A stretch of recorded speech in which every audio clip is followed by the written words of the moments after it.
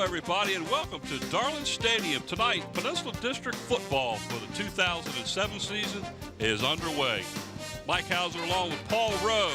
Brent Musgrove down on the sideline doing the reporting with the coaches and also doing the stats as usual this year, along with Bob Killen.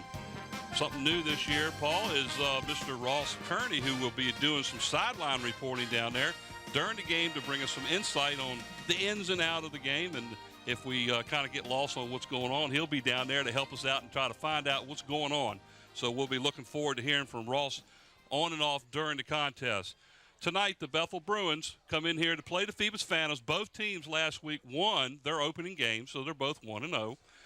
First-year head coach for the Bethel Bruins, Jeff Nelson, is here, and what a change he's made in this program. He really has, Mike. You've got a young team, the Bethel Bruins, who had an average season last year. He's come in and instituted a new setup for Bethel. They're going to be running multiple pro sets out of the offense. They're running a basic 4-4 defense.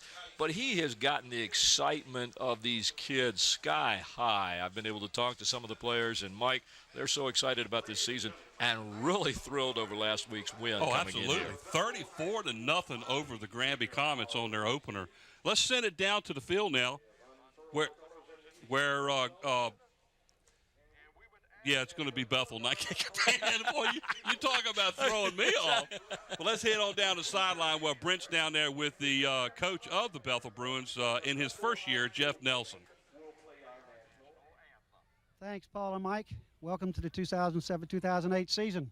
I'm lucky to have here with me the new head coach of the Bethel Bruins, Coach Jeff Nelson.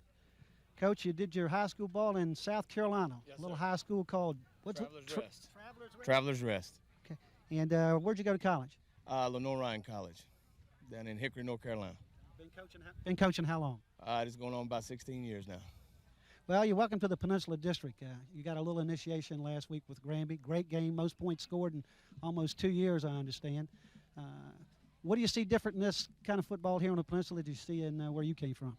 It's about the same there. From South Carolina, it's big ball. And I got down here and the excitement got me tingling a little bit. I talked to my players about tingling, and we got a tingle going on. So. Well, that's fantastic. I want to talk to you a little bit about your family real quick. You're married, got 3 children. And what's your wife's name? Tara Nelson. And I understand she does all the shuffling of the kids? Yes, she does. When I'm out here coaching and staying about 9:30 at night, she's trying to get 3 kids different places. Let's talk a little bit about football. Great game last week against Granby, but now you're up against Phoebus. Let's talk a bit about your fullback first, your running back. John Tell Evans. He's a runner. I mean, sometimes some things you can coach and teach, but he just naturally does it. You got 2 quarterbacks. You played them both a little bit last week. And what are you looking at tonight? We're looking at both. We're going to start off with Teddy Baycoat, and then we'll get back in with Ayers, English McGone later on in the second half. All right, just real quick, for the fans out here, what kind of offense and defense do you like to run from? We run a 4-4, and we change it up a little bit. But on offense, we're a multiple pro set. We'll go to different formations, try to get you spread out of the box. A lot of receivers when you get a chance. Yes, sir. Our last question. What do you see in Phoebus tonight? You know they're an established program, and you're a whole new, brand new program. So what do you see? Well, I see the tradition in there. I see, it's got a good running game. They do some things very good, and we just got to execute. That's just the bottom line. We got to execute, and because they do everything just perfect. Well, Coach, I want to thank you for taking the time, and we appreciate it very much. Well, guys, back up to you. It's a disciplined team, a brand new Bethel Bruins outlook. Thanks again. Thanks, Coach. Thanks, Brent. We'll hold on for a second as the national anthem is being played.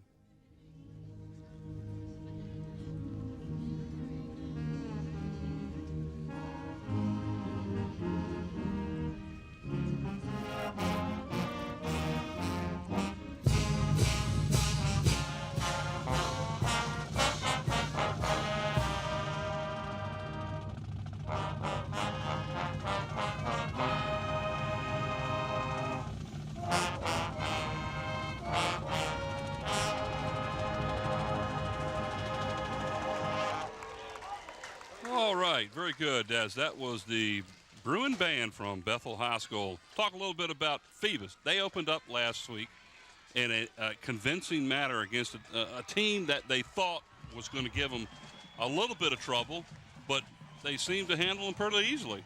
Key word there, Mike, is thought. They did think it was going to give them a problem. Phoebus, you have to remember, is coming in here minus the two top, in my opinion, running backs in the district last year.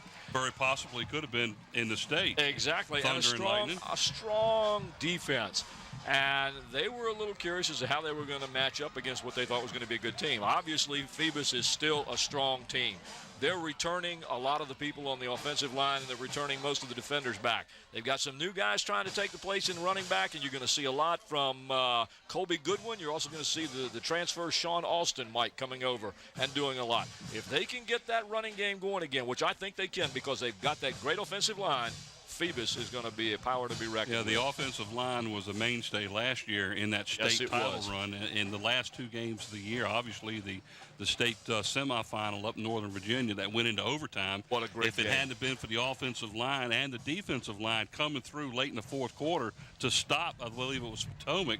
It was a game that was a classic to say the least. It could have gone either way. That's right. And it was going that way the entire contest. Yeah.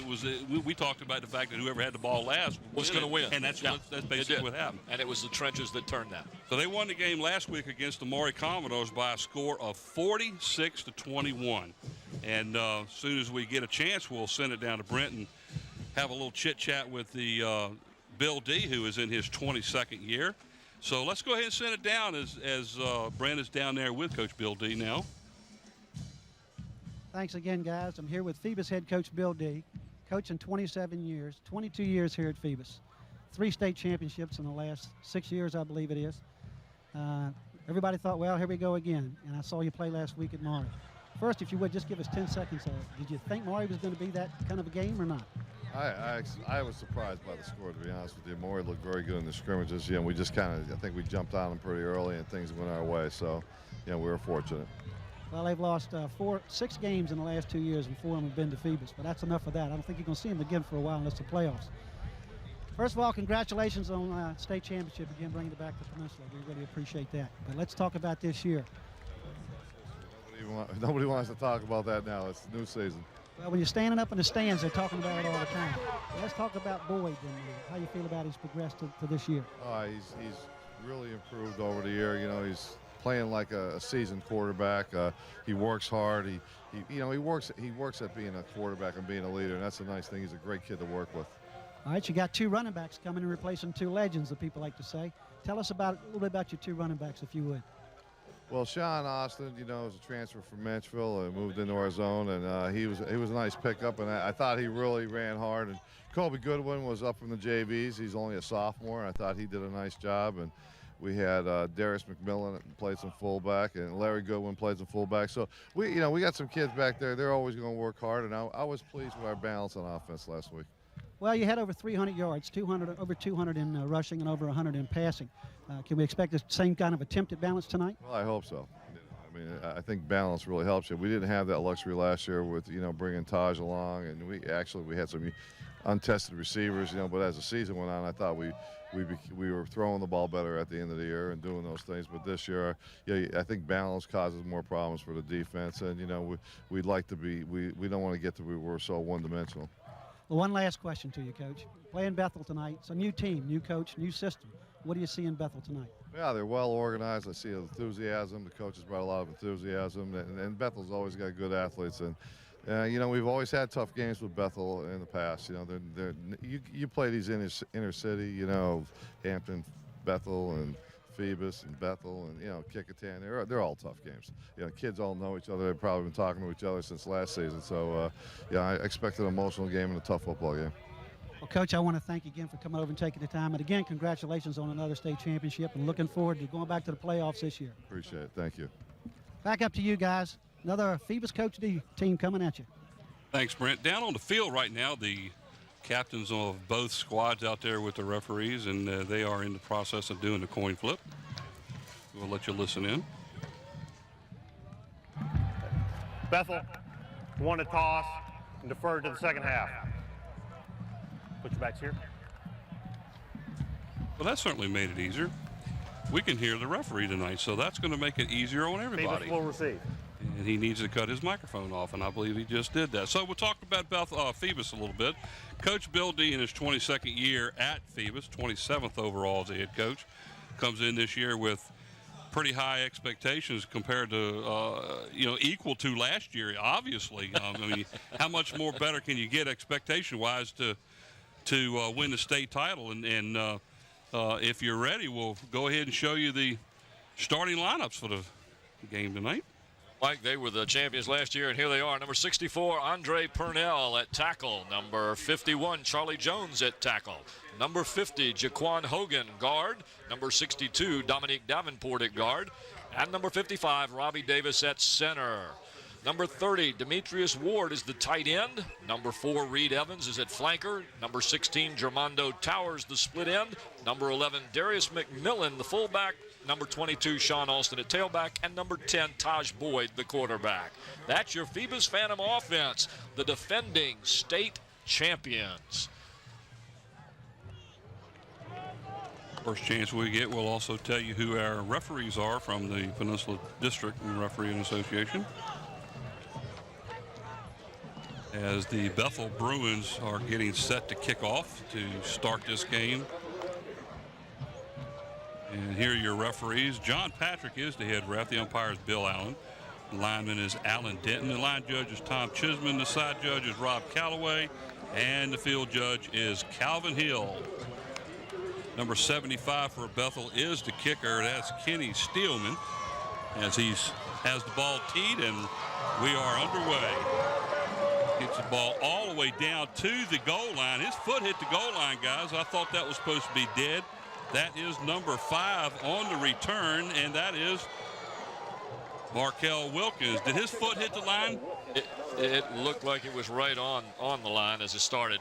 And here's your Bethel Bruin defense, ladies and gentlemen. Number 62, Brandon Ferguson at tackle. Number 63, Michael Williams tackle. Number 49, James Gale, defensive end. Number 78, Ephraim Studwell at end. Number 4, Tyler Blow, inside linebacker. Number 11, Trenton Blow, inside linebacker. Number 10, Corey Boyd on the outside line. Number 32, Quante Wallace, the other outside linebacker. Number 24, Riho Walker, cornerback. Number 43, Marcus Copperwood, cornerback. And the safety, number 1, Antoine Jarvis. Taj Boyd, the quarterback, in the shotgun. Keeps it himself up the middle. Nice gain all the way out to their own 35-yard line. 15 yards on the play. That'll be a first down on the opening play of the game. So right off the bat, Phoebus going with their quarterback, letting Taj Boyd run that. Mike, he made a quick move there after about 6 or 7 yards, and you can watch it on the replay. You'll see him come through the line. Now watch right there, slips right between 3 or 4 tacklers. Good quick move to the left by Taj Boyd, the young quarterback for the Phantoms. Antoine Jarvis, number 1 on the tackle for the Bruins. 1st and 10 from the 35. Boyd now under center. Takes the snap and hands the ball off to number 22, and that's Sean Alston. As he gets back to the line of scrimmage, might get about a half a yard on the play. That'll bring up a second down and long 9 for the Phantoms. Good penetration on that play by number 63, Michael Williams of the Bethel Bruins, as he gets in there. Let's see if his foot touched the line. Here's that kickoff as he goes back. It's close. He's right there. Referee standing right there looking at it, though, and he let it go, so that's what counts. So normally, in case some of you folks don't understand the ruling, if the ball or the player touches the goal line or goes in the goal line on a kickoff, it's a dead ball, and it's set at the 20. Taj Boyd in the shotgun, back to pass, over the middle, wide open. Oh, nice defense.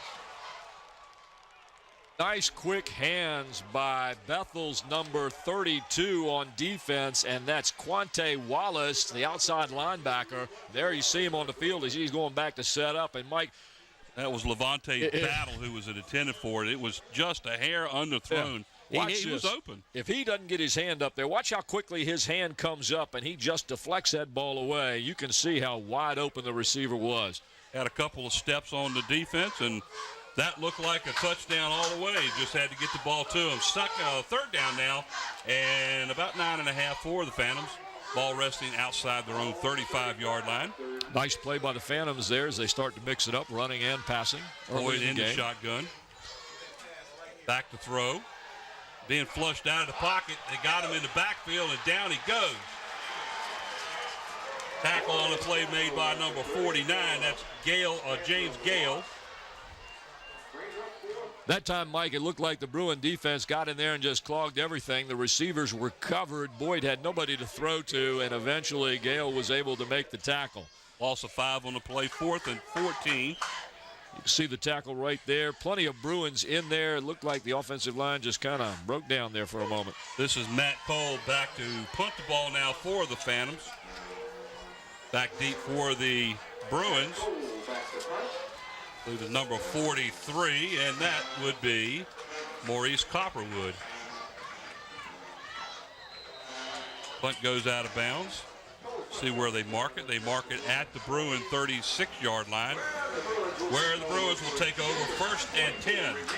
For those of you that don't remember, last year the winning kick in that state semifinal game, Matt Cole. Remember that, the field goal? And here's your Bethel Bruin offense. Number 50, DeAndre Moore, tackle. Number 55, Miguel Gregory at tackle. Number 51, Cameron Shern at guard. There's no penalty on the flag. Number 54, Joe Singleton at guard. Number 53, Jordan Bowen is the center.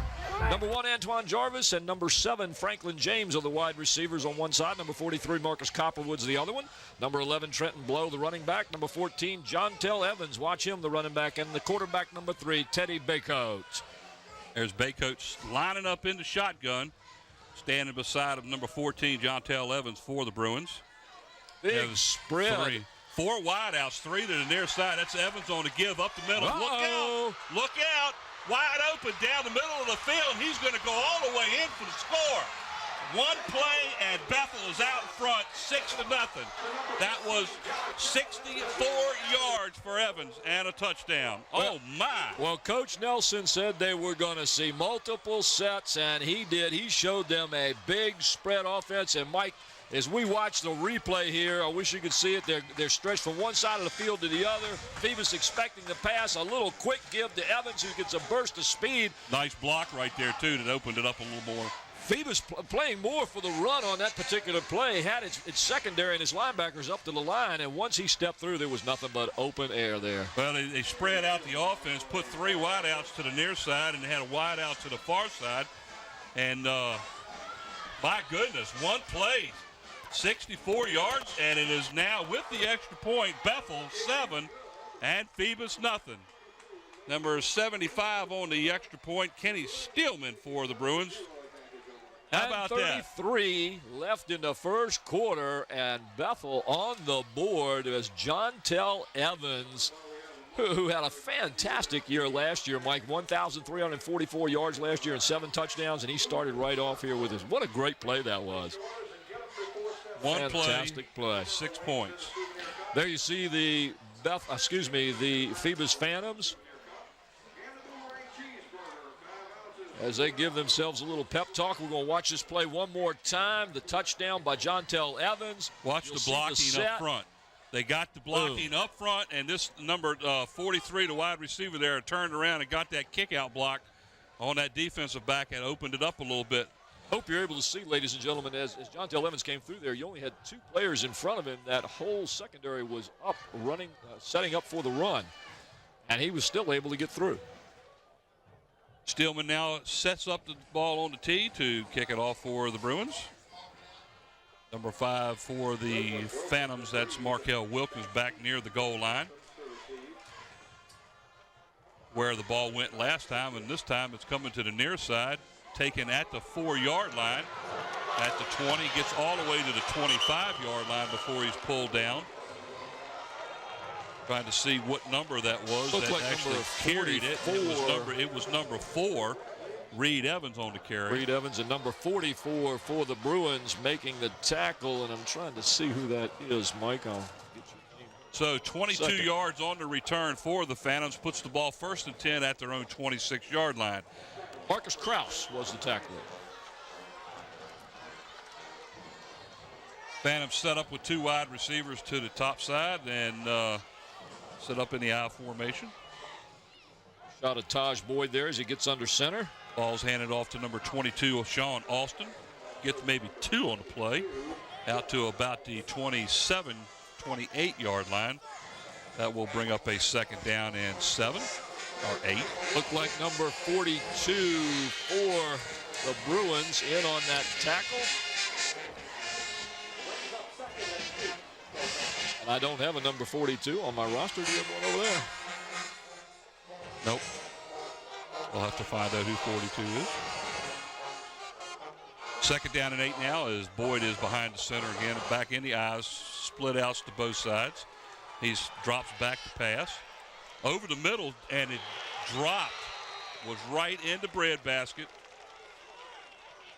Antoine Jarvis defending on the play. It was a good pass by Taj Boyd.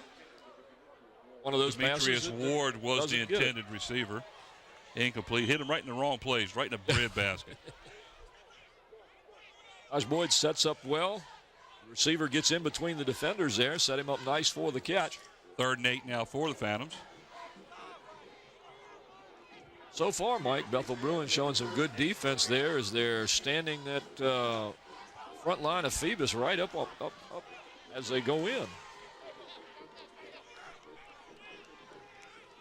Boyd drops back, throws a pass. That should be a lateral, folks. The ball goes out of bounds, and that's what they're going to mark it.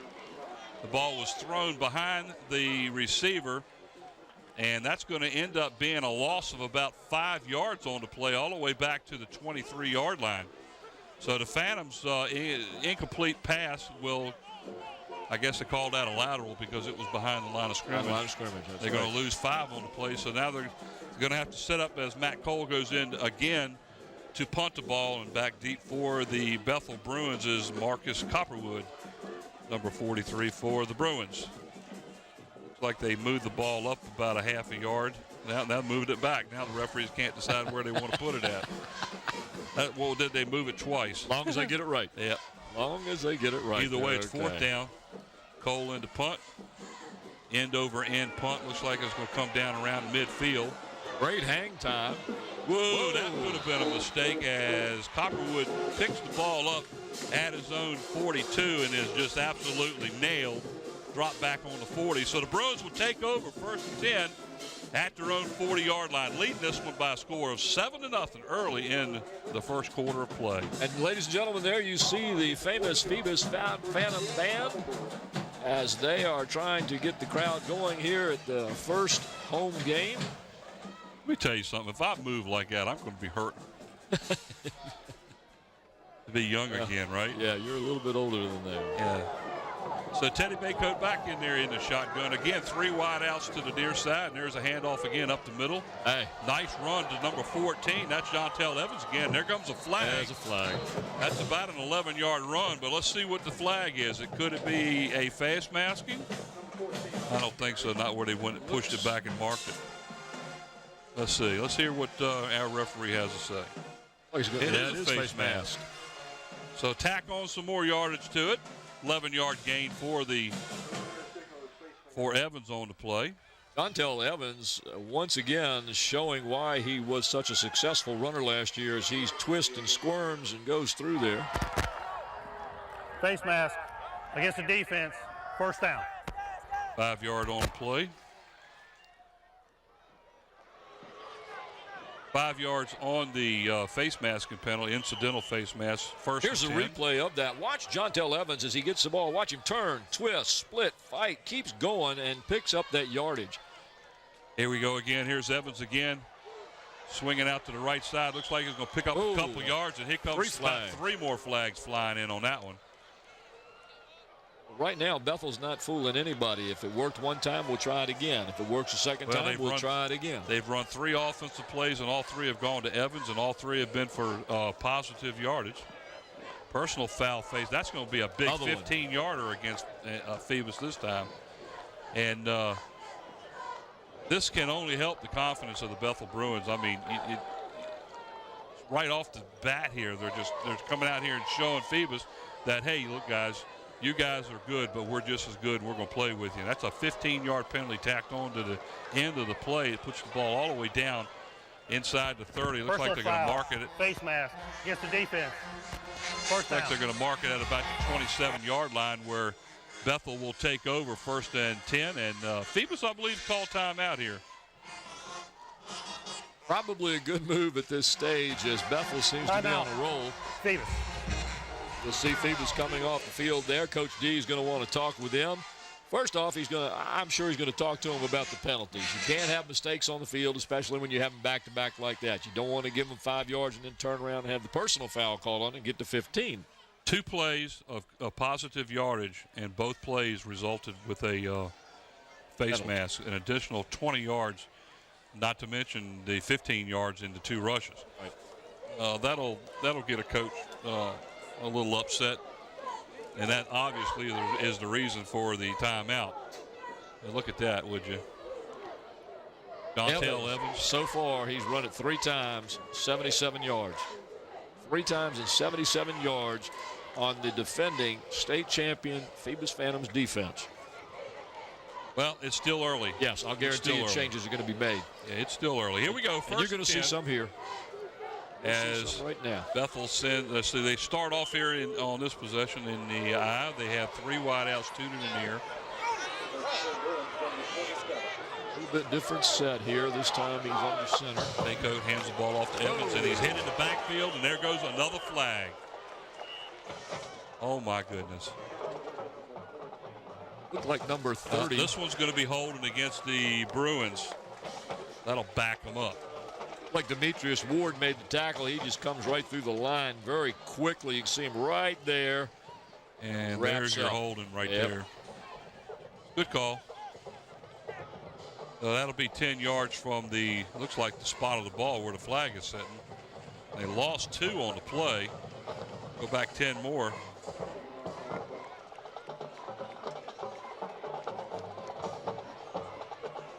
Just about make up for the face masking on the previous. It'll still be first down, but this time it's going to be first and about 22. And that's what it'll be. First down and 22 now for the Bruins after the holding call.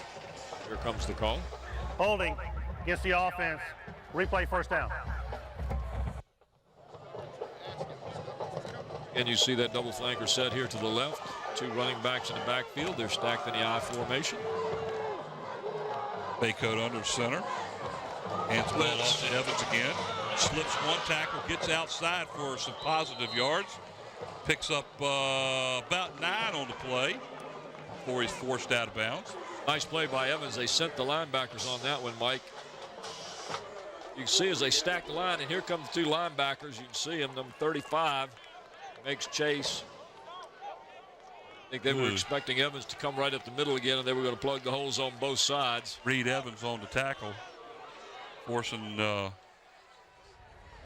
Ladies and gentlemen, we've got some great camera work, and I hope you really appreciate all these replays that we're able to give you. We have the best camera crew that there is. Yeah. Here comes the blitz by Phoebus. And this time they stop him for about a yard gain as Evans gets the ball to about the 30-yard line. Well, that was actually number 11, Trenton Blow, on the carry. There's Butch Harper, one of the school board members for the city of Hampton, sitting back. You can tell it's a great night out here for this football game. Here's a replay of that one. Phoebus going to the blitz a little bit more here to stack up the line. I think they're trying to push that Bruin line back because they've been getting beat on the line. 3rd down and 12 as Baycoat now is in the shotgun, back to pass his first time. Tipped at the line of scrimmage, and I believe that was number 30 who tipped that one, Demetrius Ward. Might have been number 80 on there. We'll see. It was either number 30 or number 80. Getting some information that it might have been Leonard Smith. We'll see. Could be number 30, Demetrius Ward. Either way, it's 4th down and about 13 now. It looks like Bethel's going to call timeout and talk it over and see if they want to timeout, punt the ball, go for it, or possibly kick a long field goal. Here they come in their nice blue and gold uniforms. Well, they look like champions, don't they? Yeah, there's a Bob Killer. Good shot of the crowd there. I believe that's Bob Hintz in Bob there. Hintz, and there's Conky Sorrell in the green shirt right next to him. You see Bob pointing. A shot of the crowd that came out tonight to Darling Stadium in support of Peninsula District High School football. And it is a great night. The temperature is wonderful. The skies are clear. The lights are up. We can see the scoreboard. There you see the Phoebus Phantoms. Wonderful clear shots by our cameras at ground level. There's the Bethel Bruins. They're huddled up over there. There's some more. That looks like part of the Phoebus. Is that Phoebus there on that side? I believe we got 7:15. That's Bethel, I believe. There's a Bethel side. Yeah. 7:15 to go here in the first quarter of play. The Bethel Bruins have the lead 7-0 on a 64-yard run. That is. Yeah, I was just told that was the Phoebus side. You can tell by the fact there's no heavy overcoats out there. This is going to be a long field goal, guys. This is a field goal attempt. Oh, my gosh. 47 yards. Whoa. By Kenny Steele. Well, what's the worst thing that can happen? They get the ball to 20 if he doesn't make it, right? Great attempt, but it's going to have to be a bomb. Well, just short. Hits the end of the goal line, so about 10 yards maybe short. So that kind of gauges and gives him a good idea of what he has right now. I tell you what, you put him 5 to 10 more yards closer, and he's going to hit that thing, and that's got to be going through Phoebus' head right now. In all honesty, that was probably a good call. Give him a shot at it. If he hits it good, he may go through. If not, worst case scenario, they got the ball on the 20. They don't have the ball out here where they kicked it. 30, they have it on the 30 20. Actually. 30 is where they do it. So 1st and 10, the Phoebus will take over at the 20-yard line as they stop the Phantoms. Oh, they were putting it down on the 30. No, the ball's sitting down on the 20. I thought that 20, and then I looked at them. I was looking at them setting up. Bethel was setting up at the 30, and I thought maybe they were going to set it up there for some reason. Boyd now behind the center this time. Hands the ball to the tailback up the middle for about 5 yards on the play. And let's see, that was number 22, and that's Sean Austin. Gain of 5 on the play. Here's a replay of that. Watch how the Bethel Bruins mass over to the side and the backers come up. You can see Bethel's number 1 defensive back, Antoine Jarvis, as he comes in to plug the hole there. Excellent job. Hello, gentlemen. How you doing down there? Some of the fans, and there's some of the food that you're able to buy today. We have the Outback booth over there. 2nd down and 5 now. Austin again is going to be stopped in the backfield. He's going to lose about 3 on the play. Whoa. Back to the 22. Brandon so that's a loss. Ferguson. Brandon Ferguson, number 62. Outside linebacker comes right in there and makes that play. Bethel's defensive line right now is doing a very good job against the offensive line of Phoebus. Watch him come through there. I mean, he just bowls his way through there and gets to the running back, and he gets some help. Who was that? He gets some Wallace. Outside, the number 32. Wallace was there. He was ready for Wallace, it, too. Yeah. 3rd down and about 8 now for the Phantoms at their own 22-yard line. Boyd drops back to pass. Throws the ball deep down the left sideline and complete all the way out to midfield. Pass is complete to number 16. That's Towler. Armando Towler. That was a great pass right there. He put that one right in the hands. If we get the replay on this, Mike, we're going to watch Taj Boyd as he goes back to set up. He gets his feet underneath him. He keeps them moving. He finds his receiver, and a great, strong throw. He laid that one right where he had to. It was a bullet right into his hands. Nice 1st and 10 at midfield now for the Phantoms. Timeout being called by the referees. Looks like we got a equipment problem out there being taken care of. 6-0 here. Bethel out, or 7-0 here. Bethel out in front at Darlin Stadium. About midway through the first quarter of play. There's some more of our great fans as they sit around the stadium here watching this game. Boyd hands the ball off, pitches it. He pitches it back here to Austin. There's all kind of flags on the field. Good pursuit once again. Looks like we may have a holding call here against Phoebus. And that is the call. And that's going to be a big loss, too, because look where the flag is. Because the call goes from the spot of the foul. Now, there is another flag on the opposite side of the field over there, too, on the line. Watch how the Bruins get in here. They're quick. They've stuffed everything. Ooh, chop. Nowhere to go. He had 2 fouls against Phoebus. Got an illegal block against Phoebus. Now, they haven't said what this one was. No. Must have been the tight end. Let me give him the option here. Could be, let's see, that should be a 15-yard penalty from the line, right? Ladies and gentlemen, there's Dr. Rousseau. And hopefully he'll be up here shortly, and we'll be able to chit-chat with him a little bit. He tries to attend every sports function or every function that he can for the city of Hampton. He's a very busy man. He's everywhere. 5 minutes and 16 seconds to go here in the first quarter. 7-0 Bethel. Looks like they're going to pick the flag up in the backfield. Tyler Blow of Bethel talking with the refs. Here comes the play again. You'll see the pitch back, and there's just nowhere to go. Watch this. 1, 2, 3. Now watch coming into the screen. 4. Well, they marked it off. There's the block. I don't think that is 6. Let's hear what he says. 8. The illegal block against the offense. Decline. Holding against the offense. 10-yard penalty. Still first down.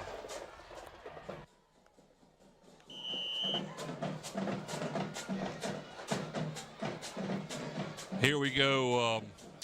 Looks like they took the penalty here for holding because it went from the line or the spot of the foul, which gave them a bigger penalty. Right. So it's first down and about 24 now for the Phantoms, all the way back to their own 36-yard line. Boyd dropping back to pass.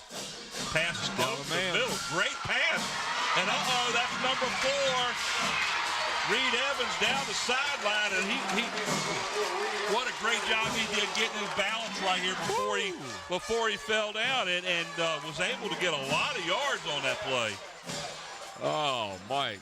All the way down where it looks like he goes out of bounds at about the 25. Watch Taj Boyd as he goes back. Feet moving. He hits Reed, who makes a nice catch. He splits the receivers, keeps his balance, hits the sideline, is able to pick up 10, 12, 13, 14 more yards before he's pushed out of bounds. Reed Evans with great hands, as we know from last year, Mike. Right. More particularly on his defense, but this year on offense as well. The 2 very good passes now by Boyd. Here we go, 1st and 10 at the 25-yard line. Alston up the middle for about 6 or 7 yards, all the way down to the Bethel 18-yard line.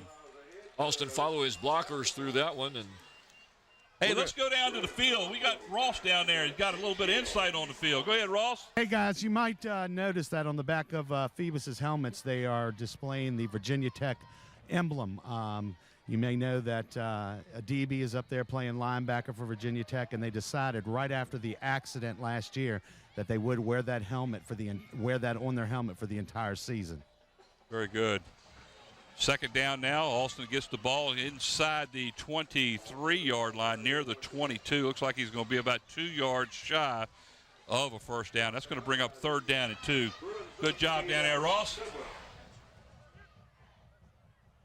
And here comes the replay on that. See, Alston gets it, goes up the middle, and coming through there, number 78 for the Bruins, once again, was Ephraim Studwell. Bethel is playing some very good pressure defense. They're quick off the line. They're hitting the offensive line, pushing them back, and making the penetration. I've been impressed, Mike.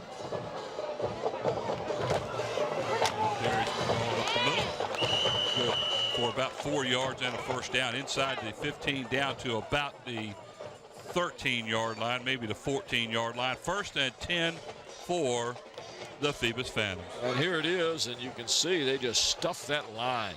They're not giving anybody anywhere to go on there. They're plugging up all the lanes.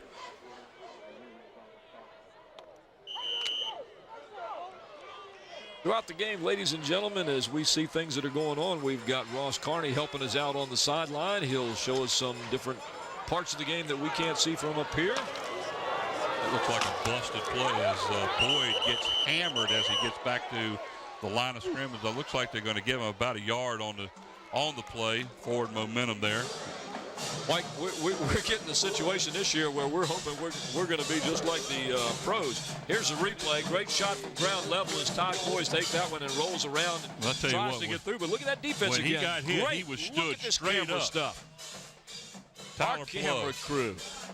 Tyler Blow on the stop that time is when he made contact with Taj Boyd, he just stood him straight up. He did that. Gave him a gain of about a yard. 2nd down and 9. Ball resting just inside of the Bethel 14-yard line, down near the 13. 2 wide outs to the far side. It's a quick pass over here. And, it's completed, and he may go in.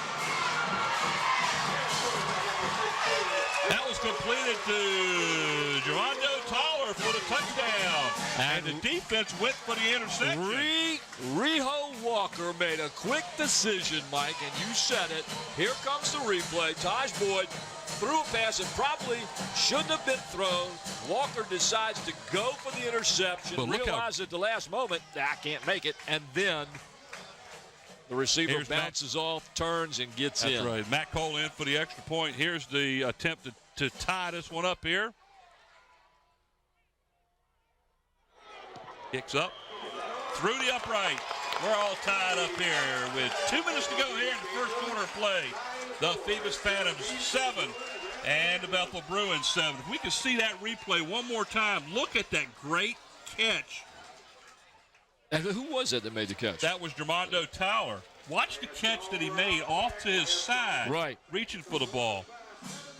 Now here's the ball as it gets toward him. He goes up and has to go off to the side and being hit at the same time. Great job. Still brings it down. The ball on the side the receiver was on. Switches hands and gets it in there. Now Rio Walker made a decision to try to go after the ball and block it down. Great play. And he was that much short or late getting there, you know. So Cole will set the ball up on the tee at the 40-yard line.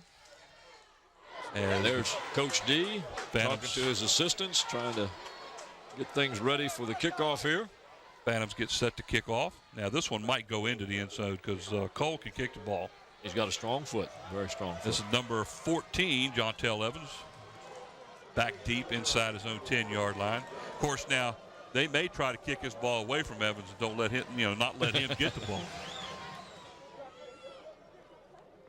As he sets himself up over on the far hash mark down on the 5-yard line.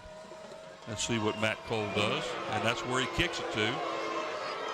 But number 43 takes the ball, and that is Marcus Copperwood as he takes the ball inside the 5 down and runs it outside the 20 to about the 23. This is where Bethel will take over, 1st and 10.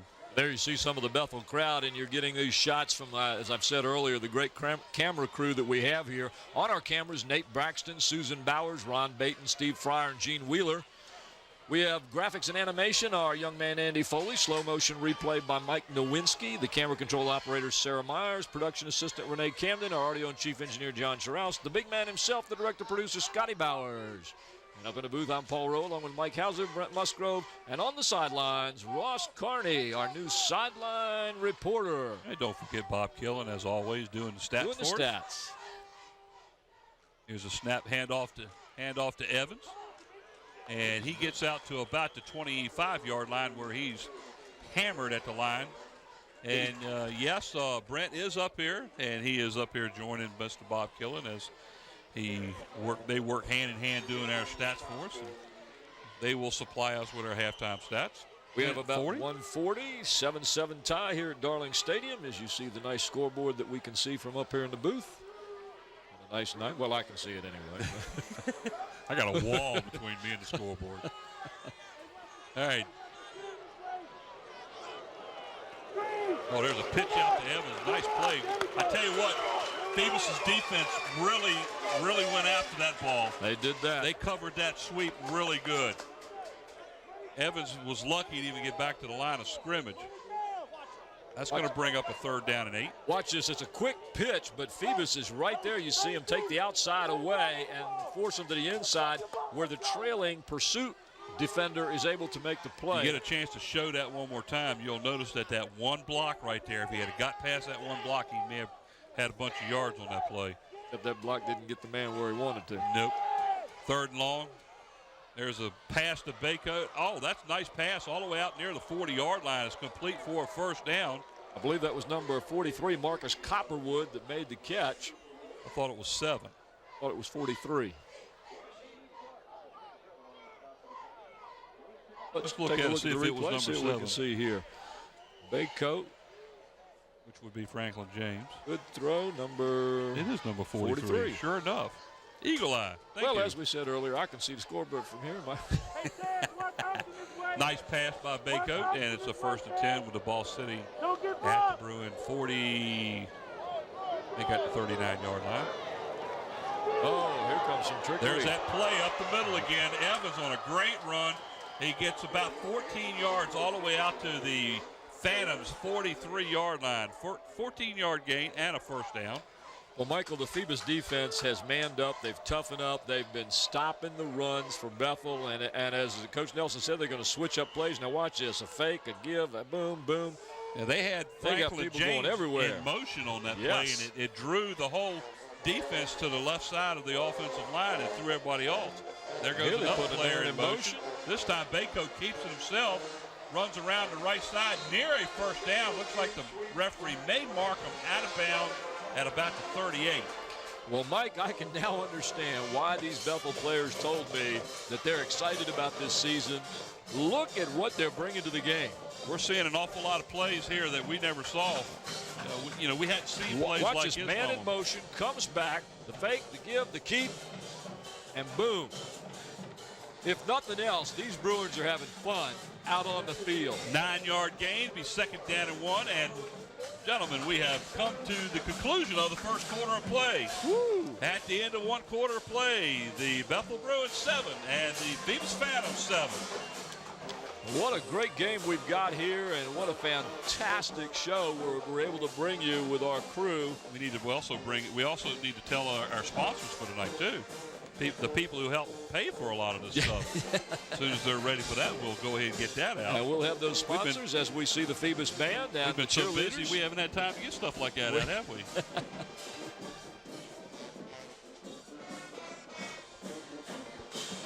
As we get ready to start the second quarter of play, Bethel is driving as they will have the ball first and 10 at the Phantoms' 38-yard line. Here's our sponsors for the game. Tonight's game is brought to you by Zoom Sitco with locations throughout the peninsula. Also, Tidewater Team Sports. Shirts that are given to all the player of the games during the season, located at 11839B Cannon Boulevard in Oyster Point. Oh, yes, and also Eric Thompson. He returns back again this year. He's a realtor. He's a Hampton native, and if you want to buy or sell a home, he's the one to call, 881-2004, and also in part by Parkline Wood Funeral Home at 827-4670, where Nancy Staten is the manager. Here we go. Second down and 1 now as we begin the second quarter of play. Oh, there's a whole lot of movement there. Let's see whether or not Phoebus moved first or whether Bethel moved. Somebody moved because you had two Phoebus players. No, the Bethel players were pointing at Phoebus now. That he jumped offside first. Joined the game there. He's telling us who he thinks jumped offside. Let's watch it. Watch that. 1, oh, well, obviously. 2, 3. Question is where they drawing off. That'll be up to our referees to tell us this. Offside Phoebus. 5-yard penalty. That's going to give Bethel a first down, and that'll be inside the 35-yard line. Let's see where they put it down at the 33. So they pick up a first down from the penalty. Dead ball. Encroachment. Defense. First down. Encroachment is the official saying. I'll still say offside. So yeah. That was a whole lot of encroachment. They had, 3 or 4 players that were offside. Here we go, first and 10. Lowe goes in motion. The snap is bobbled by the quarterback and dropped down as Teddy Bocote covers up the ball, and they're going to lose it. Looks like 6 yards on the play, all the way back to the 39. It's like the Phoebus coaching staff are saying that ball should have gone to Phoebus. I'm not sure about that now. I know Baycoat dropped right down on top of the ball real quickly once he realized he couldn't get a handle on it. They're not giving it to him. They're going to keep the ball with Bethel. We'll have to see a replay, but it looked like to me the ball squirted out behind Baycoat when he dropped down on the ball. Either way, it's a loss of about 6 on the play, all the way back to the 39-yard line. Second down and 16. Back to pass. Look out. Oh, he got hammered. Ball's intercepted. Big time.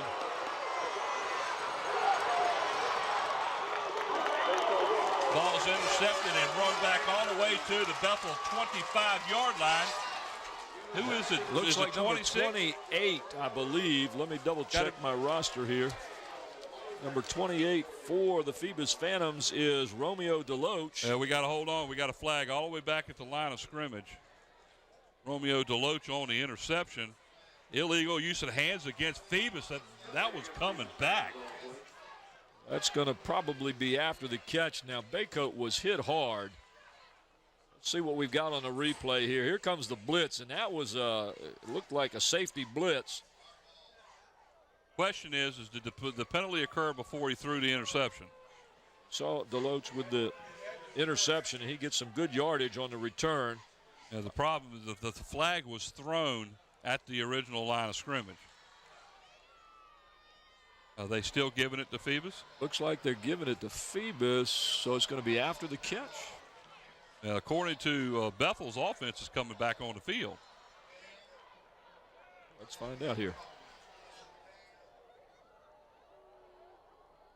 Going to be Bethel's ball, and they're going to mark off a 10-yard penalty. Illegal use of the hands against the defense prior to change of possession. There we go. That's what we Second down. needed to hear. So it's going to be second down now and about 6. Big break for the Bethel Bruins right there, Mike. Absolutely, because that's a, let's see. 5, 10, 15, 20, 25, 30, 35, 40 to 45-yard turnaround. A 45-yard change of possession there. So the Bruins still have the ball first and 10. The ball is handed off to Evans up the middle. Gets back to about the line of scrimmage, and that's it. Third down and about 6 on the play. Dontel Evans, Mike, in the first quarter, 9 carries, 109 yards against this Phoebus Phantom defense. A lot of those yards were on the first 3 or 4 plays, yes, too. They were. The 77 yards there on that The one. last 4 or 5 plays, he's been pretty well bottled up by the defense. Well, I think the Phoebus Phantom defense has made some adjustments. Obviously, D has called time and talked to him at the quarter. They're beginning to get in there and stack it up a little bit better. Third and long, back to throw the ball. Instead, he steps up to run and is brought down behind the line of scrimmage at about the 31-yard line. So that's going to be a loss of about 3. There you got your pressure. You pressured Jaquan Hogan in there, but you had good coverage on your receivers. Like he waited a little too long. Well, he did. The quickness of the line, though, got him in there, and he just couldn't find anybody open and did the best thing he could. So fourth down now and about 7 for the Bruins. Looks like they're going to go for it. Looked like some concerned Bethel Bruin fans there thinking, okay, let's go. Let's get this. Looks like they're going to have to call timeout. That's exactly what they're they're going to doing. get a delay if they don't. Timeout. Bethel.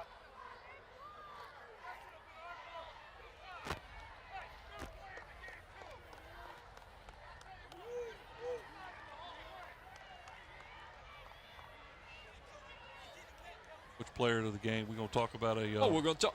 Let's talk about one of our players. Let's talk about the Phoebus player, Phoebus High School, ladies and gentlemen. We've got some player profiles that we're going to be doing throughout the year. And there's Kevin Davis, who is the assistant principal at Phoebus High School. And there's, I'm not sure who that was, Rashad Wright from Spratley. Rashad Wright. Kevin Davis, assistant principal. And his son, Robbie Davis, is one of our profile players of the game, and we're going to be talking about him. Robbie is a senior at Phoebus High School. His father, of course, as I just said, was Kevin Davis. He's a vice principal at Phoebus High School. His mom is a supervisor of special ed in Williamsburg, James City County. And Robbie has been playing football for several years. He's, like I said, a senior this year. He's also been wrestling, and wrestling, he said, gives him some good techniques and some quickness. And we'll get back to him in just a few moments here. Look out, there's a blitz, and over the middle intended for number 7, Franklin James, incomplete. So the Phantoms will hold and take over first and 10 at their own 31-yard line. And while we do the quick change here, we'll continue on with Robbie Davis. Robbie wrestled, like I said, which builds up quickness in a person. He's a member of the German Club and the Future Business Leaders. He won a U.S. History Award, Academic Award last year, along with an Academic German Award. And he was also a member of Boys State, where he was elected to City Council. And I'm real big on Boys State. That's a great thing to be part of. Here's a first and 10 now as Boyd hands the ball off. Oh, in the backfield as he is sacked for a loss of Alston. Go ahead. There's a nice young lady. Hi, how are you? That young man is a busy young man, Robbie Davis. Here's the replay on that last one. Loss See of that about 2 on the Bethel play. gets in there real quick. Getting back to Robbie Davis, his favorite college teams are Virginia Tech, USC, and Texas. He wants to go to college after school and major in journalism. He wants to kind of combine computers with journalism and get into maybe sports magazines or something of that area. We'll get back to the play with Mike here. Second down at 12. Back to pass is Boyd. Little screen pass out here to number 11, Darius McMillan. Is complete and is good for a first down outside the 40 to about the 43-yard line. Riho Walker, number 24 for Bethel, making the play. First and 10 for the Phantoms outside their 40 to about the 43-yard line. Now you just saw that was a good way to watch the game there. Here's the replay. As you see the quick pass to the outside, and you'll see Riho Walker come up very quickly to make the stop right there. Well, it looks like the Phoebus Phantoms have found a passing game as they are doing quite well throwing the ball so far. Well, Mike, we saw Tosh Boyd throw last year, and you and I both mentioned the fact that he had a good arm and some good receivers.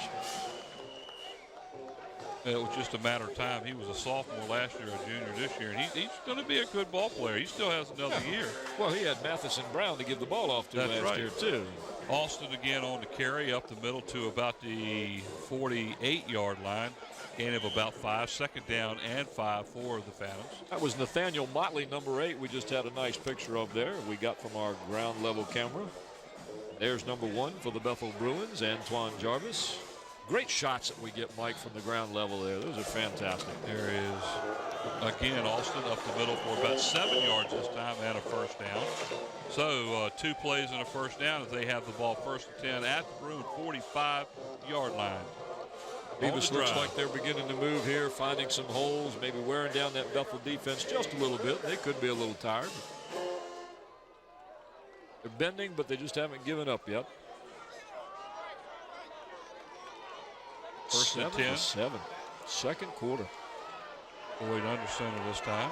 Hands the ball off again to Austin. Up the middle for a hard-fought 4 yards near the 41-yard line. Might be a little bit shy of that.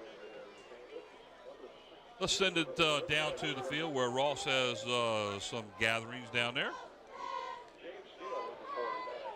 When Phoebus' offense was on the bench, Coach D sat down and told them to calm down, just to be patient, that they had a long game ahead of them. And as you can see by this drive, they seem to have listened to what the coaches had to say, and they're moving right on down the field. All right, here's a little quick screen pass out to the flat. Nice defensive play. Got a hold of him. Looks like he might gain maybe a yard, and that's it. A little bit of showboating there, unnecessary at this point. Jermondo Tower on the play. He very well could have got a penalty on that. Watch the defense here. Looks like number 84, Timothy Hartwell. Number 40 first. 40 did a good job holding on there and limiting him to a yard. So it's third down and about 5 now. Ball sitting right at the 40-yard line. They got to get inside the 35 to get the first down. Critical defensive play for Bethel right here. We're down to 6 minutes and 20 seconds left in the first half here at Darling Stadium. You're watching WHCS Channel 46 Sports. Boyd back to throw. Over the middle. Well overthrown, intended for number 5, Markel Wilkins. That time, Taj Boyd had plenty of time. I'm surprised the pass ended up where it did. It looked like he was going to get that one. He had good protection there as he dropped back in the pocket for that one. Matt Cole, number 95, coming in now to punt the ball away for the Phantoms. That's number 43, Marcus Copperwood, for the Bruins, dropping back to his own 10-yard line, awaiting the Cole punt. 7-7 here, midway through the second period of play. There's the punt, little end over end, calls for a fair catch at the 12-yard line, and that's where Copperwood takes the punt from Matt Cole. The Bethel Bruins will take over first and 10 from their own 12-yard line. You notice how the field position is now starting to work its way to the left here towards the defense or the offense now of Bethel. You know, well, Ross told us on the side there. Coach D talked to his defense, just said settle down.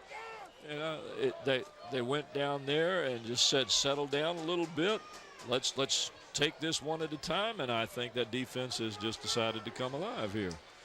Look at the kind of shape this field in. The field's in great shape this year. Here we go, 1st and 10. Runs the ball up to Evans again in the backfield. Looks like he's going to pick up a maybe 3 on the play. Gets near the 15-yard line. Nope, 14-yard line. Kevin Williams is the gentleman here at the stadium that's in charge, along with Mr. Malloy. Look at, here's the replay.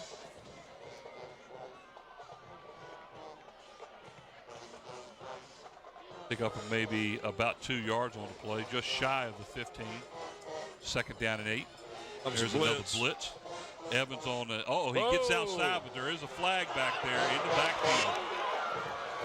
Nice block by the wide receiver there for the Bruins, number 53. It was at 43. Copperwood did a good job opening up about 10 more yards for him, but it's coming back on a holding call. It was a quick flag, too. Watch how fast the flag. Yeah, you saw that blitz come in, and then Evans just kind of made that dart to the side, and I think everybody was just grabbing there. Nice cutback, but he's going to go for naught as they'll bring that one back. Half the distance to the goal, I believe. Hey, how you doing? What's happening? All the nice, wonderful people coming out tonight to the Outback Cup game. Bring all the kids out with them. All the little kids, too. Yeah. Well, we appreciate everybody that comes out to these games and It's supports. the offense. Half distance goal, still 2nd down. 2nd down in a bunch here. Looks like it's going to be about 16 now, as the Bruins, the last couple of series, have been moving in the wrong direction. They're down to about just outside their own 5-yard line here. So this is critical here for the Bruins to make sure they don't make a mistake this deep in their own territory. Good shot of Baycoat as he goes under center from ground level on our cameras. That's a busted play. That was a busted play. He ends up, and there goes another flag. Or was that a ball marker he threw? I think it's a ball marker, but Baycoat looked like he was looking for somebody to hand that ball to, and nobody was there. Like they're going to mark it down at about the 3-yard line. He's going to lose about 3 on the play. It's going to make it 2nd down in a bunch. Right on the 3-yard line. You are correct, Mundo, on that one.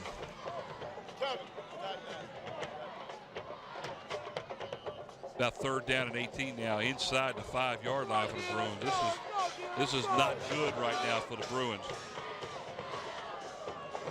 Like Baycoat keeps it on himself and gets the ball out near the 5-yard line. Pick up a couple of yards. Right now, Mike, give them a little bit more room for a punt here. All they're trying to do, and there's Susan Bowers on the camera as Hello, she Susan. takes some great shots from up there. So the Bruins are going to have a 4th down and about 16 now with the ball sitting on the 5. Happy birthday to you. Happy birthday to you. Happy birthday, dear Susan. Happy birthday to you. How old are you now? 12, 13? Our resident a cappella singer here. Here we go. Timeout now is called by the Bethel Bruins. Timeout. Bethel. Take So this that was their last opportunity. timeout, by the way. 3:53 left to go in the game here at Darling Stadium. You're watching WHCS Channel 46 Sports. And I just want to wrap up real quickly as we watch Coach D talking to his team over there. Robbie Davis, the profile player for Phoebus, who attends Phoebus. He's a senior football player who's interested in going to high school, majoring in journalism and computer work, graphics mainly.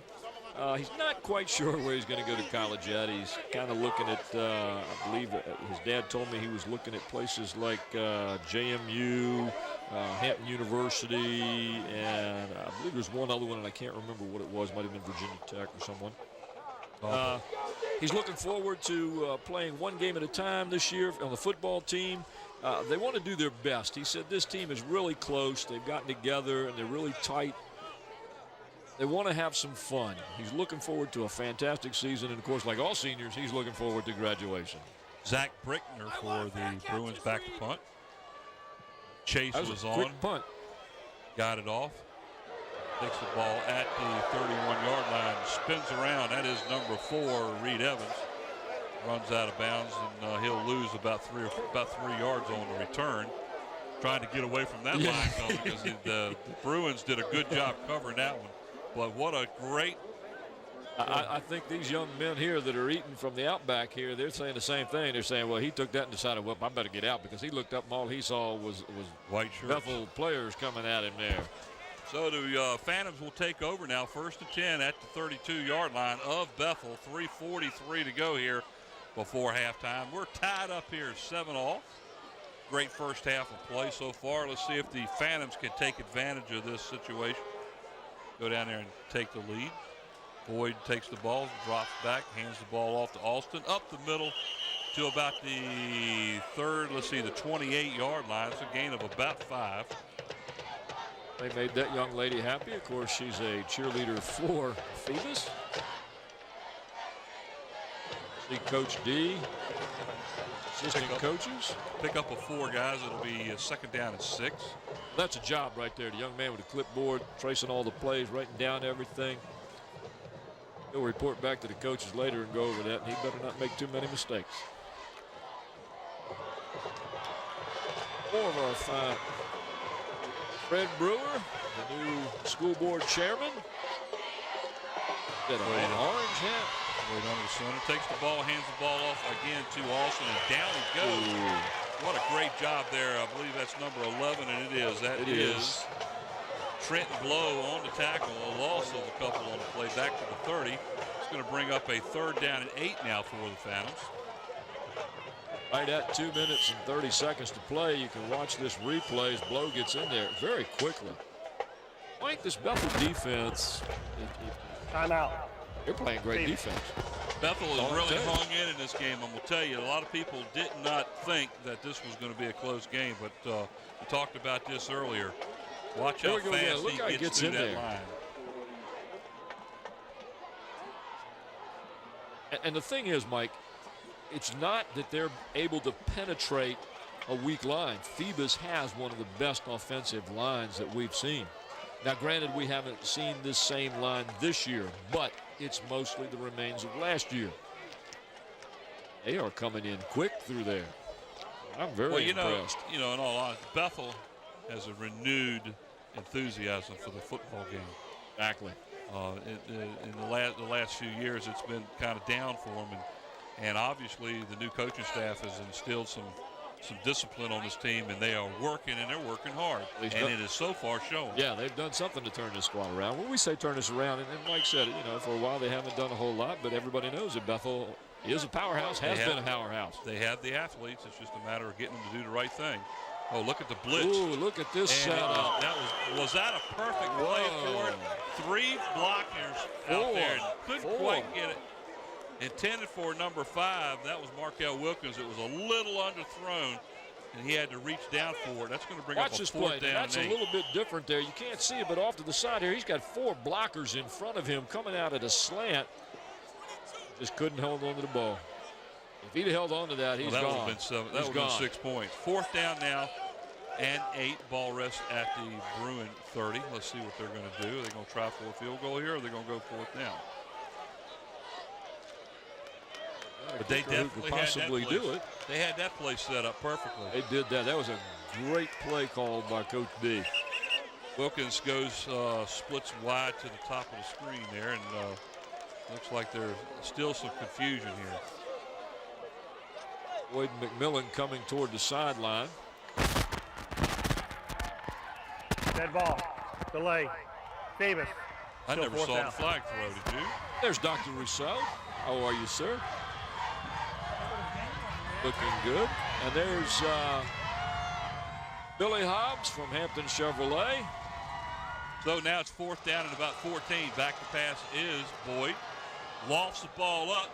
And the defense went for the ball again, and it got through, and touchdown number 2. Oh, my goodness. For Jamondo Toller. The ball was right on the money, and he went after the ball and trying to make the play, and he ended up scoring the touchdown again. And there the Phoebus fans are excited. Watch this replay. Once again, Taj Boyd is impressing me. Look at this. He throws it right in there. Watch the ball as it comes through. You'll see the defender stop, come back, and go up for the interception. It looked like he even actually touched the ball. He did. It looked like he touched it and tapped it a little bit. Who was that, number 16? That was number 16. That was, again, for the second time. Ramondo Towler. Bowl up for the extra point, through the upright, and is good. So, with 2:21 to go here before halftime, the Phoebus Phantoms have struck again and now have a 14-7 lead over the Bruins of Bethel. You're watching WHCS Channel 46 Sports, where we bring you all the sports you're going to get, but particularly at this time, Peninsula District football. Watch Boyd. He's back from the shotgun. He's got all the time in the world. Good throw. His feet are moving. The ball is right, almost, I'm going to say on the money for lack of anything else. But watch. Let's see if he tips it, because it looked like from up here he tipped it. Does he go? Look at this great catch. Yes, he did. See it change right there? Just barely. Great concentration right there on Towler to be able to bring that ball in, too. Good thing you brought that up, because that's exactly what made that play, was the concentration. So the Bruins have a little over 2 minutes now to try to get something going here to get back in the game, as they trail for the first time now 14-7. Both touchdown passes from Boyd to number 16, Ramondo Towler, for both scores. Mike, are we seeing a transition here at Phoebus? Are we going from the inside-outside running game to the Taj Boyd show? Looks like it. Right now it does. Right now it's being success. It's working out really well for Phoebus. Young man showed us at the end of the season last year and throughout the playoffs that he had the arm and could do it, and he's done it tonight. It looks like it's going to go out of bounds, and it does. So the Bethel will probably take the ball first and 10 at their own, 30, I believe. It's been a long time since we've seen a passing attack from Phoebus. They've always been known as a running team, and this year they're doing really well. And they talked about the first game of the season where against was it Granby last week? They came out, and on the very first play of the game, they threw a pass, which is something unheard of. Procedure, free kick out of bounds against Phoebus, first and 10. Bethel will take the ball first and 10 at their own 35-yard line. Again, still 2:21. No time went off the clock during the play. Back to pass, being flushed out again, is completed to number 14, but he's going to lose a bunch on that one. That's Jontel Evans looking for a little screen pass, and he's going to lose what looks to be about 3 yards on the play. See Baycoat with a little flip to the screen, and nobody's out there with him. He's all by himself, a man on an island. Under 2 minutes to go here at Darling Stadium is WHCS Channel 46 Sports. Taj Boyd now 6 for 10, 2 touchdowns and 127 yards, and it's that difference that has Phoebus ahead right at this moment. Oh, man, wide open out there is number 80 for the Bruins. Jeremy Simmons. Jerry Simmons, and the ball goes right through his hands. Baycoat took that one, looked back, looked over to the left side, and there was a receiver wide open. He put the ball there, but unfortunately it was not a catch. 3rd down and 13 for the Bruins as clock again stops after the incomplete pass. And Phoebus's defense has stepped up here in the second quarter, big time. Real big time. Their line is penetrating through the offensive line of Bethel. Comes the blitz. And they are blitzing linebackers all over the place, and there are no receivers around here. That ball was thrown out of bounds. There is a flag on the play. Let's see what the flag is going to be. It is intentional grounding by Baycoat. That will be a penalty and a loss of down. So the Phantoms will get the ball back with relatively a lot of time left. The way they've been moving it, that is a lot of time. Bethel only had the ball for about, 45 seconds? If that. They took over possession with 2:21 to go. About 40-some seconds. 50. So Bethel will lose the down and will have to punt here. Intentional ground. That's going to give Phoebus good field position. Against the offense. Loss of down, 4th down. The Phoebus is likely to have the ball in pretty good field possession again. Told you a little while ago that the field possession is really switching here. Yes, it is, and you'll see Reed Evans setting up on about the 47-yard line to return this punt. We'll get the ground level shot here and then pan back out as the punt's made. Number 66, Zach Brickner again in there to punt. Almost blocked, and it's off to the left side, out of bounds. What looks like it's near around the 40-yard line. Oh, they moved it all the way. I thought it went out of bounds way up here. But the ball's being set at the Bethel 49-yard line where Phoebus will take over 1st and 10 with plenty of time on the clock. 1:28 as you saw there. And Phoebus does have still We're going to see the timeout replay. too. Let's see if anybody got a piece of this kick. Great slow motion by Mike Nowinski, our slow-mo operator. Let's see if we can see anything. Looks like he may have got just a little bit of it. Great camera action there. Mike, that was good on the replay there. I think he did just get just a tip of that. 1st and 10, the ball sits at the 48-yard line. They moved it up a yard. Let's see how aggressive Phoebus is. Boyd on the keeper up the middle. Loses about a yard as he's hit pretty hard there. Drops back to pass and then just takes off and loses a yard. Well, I call that the Ronald Curry play. You go back to pass, you drop and take off. And he was very successful with that. Phoebus. Here he is, boom, just tucks it under and run, the quarterback draw. And that's a very popular play around the Peninsula District, and usually we'll go for some positive yards, but this time it didn't. As we've mentioned earlier, this Bethel defense has really come alive and really put up a good performance tonight, Mike. Well, they've done a good job holding Phoebus's running attack down. Now, on the other hand, the passing attack has been pretty good. The long touchdown pass they had a little while ago added to that 127 that he already had earlier. 2 touchdown passes. So good job by Taj Boyd as he's come a long way since last year, I think, already this early in the season. And we've got another year to watch this young man. Well, we've got the rest of this year, plus next year. He's only a junior.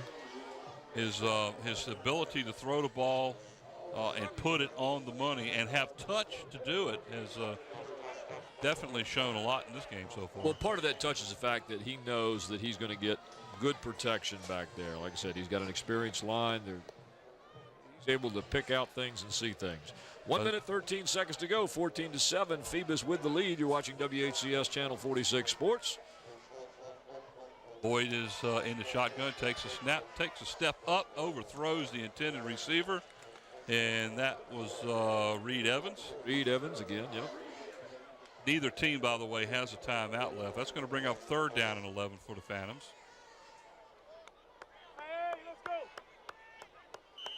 Well, the one thing about being able to hook up on some of these passes, too, that's going to open up or loosen up that defensive line a little bit.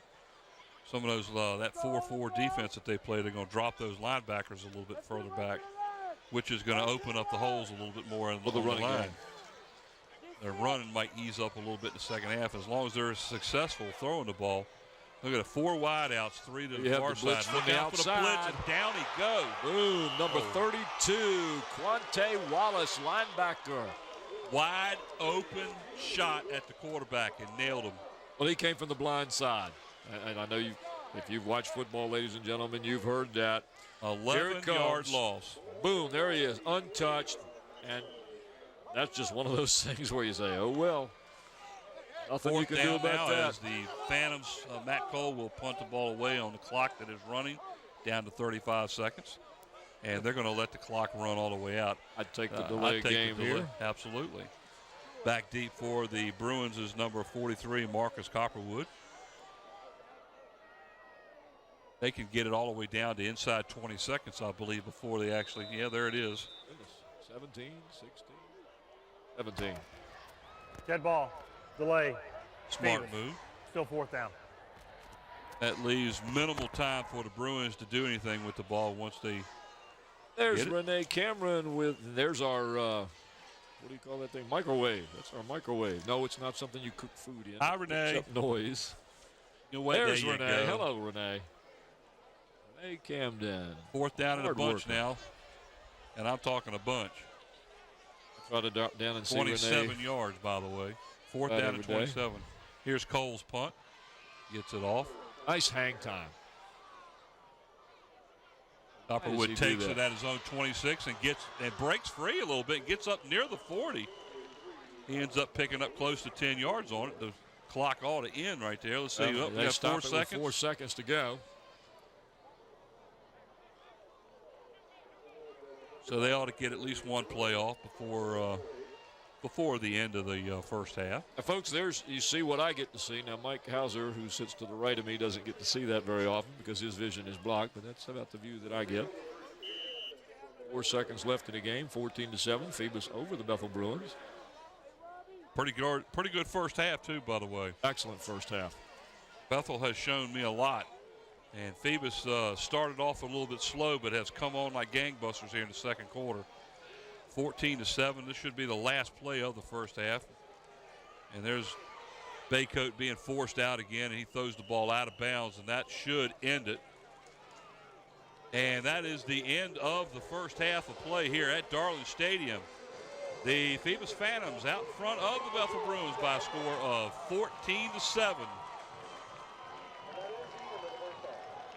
You're watching WHCS Channel 46 Sports. Phoebus Phantoms 14, Bethel Bruins 7. Stay tuned for second half action here at Darling Stadium. We'll be back shortly.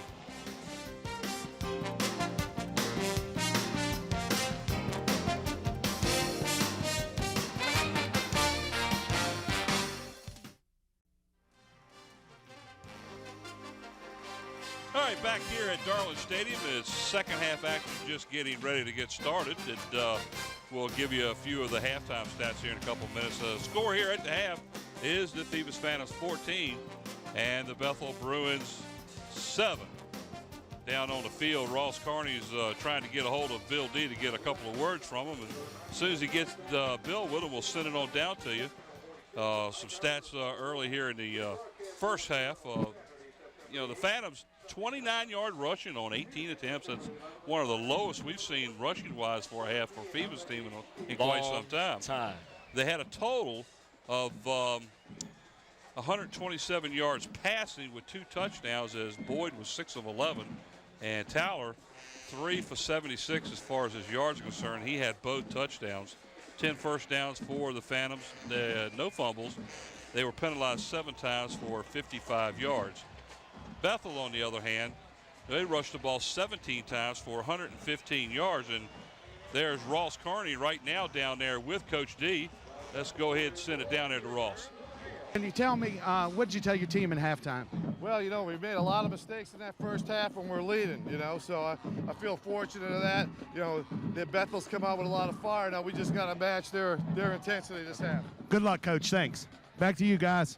Thanks, Ross. Great job down there. We like this. This is a lot of fun. Yeah. Continuing on with the stats in the first half, total yards for the Bethel Bruins, 115 yards. Their leading rusher was number 14, Evans, 12 rushes, 109 yards, and a touchdown. Now, of course, 64 of those yards were on the very first play from scrimmage. Right. They went all the way in for a touchdown. 2 of 8 passing, 10 yards. Copperwood, number 43, he had 13 yards passing on 1 reception. Yeah.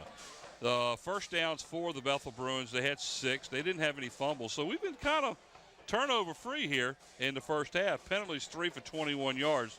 And again, the halftime score here at Darling Stadium, the Phoebus Phantoms 14 and the Bethel Bruins 7.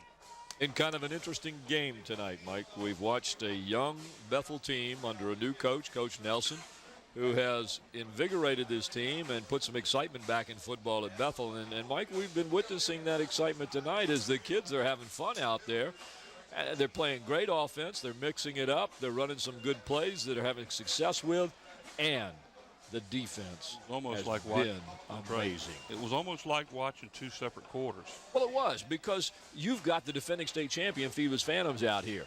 Bill D watched his offense get stood up. He watched his defense get run through, and he made the adjustments. Bill D's been doing this for 27 years, 21 here on the peninsula.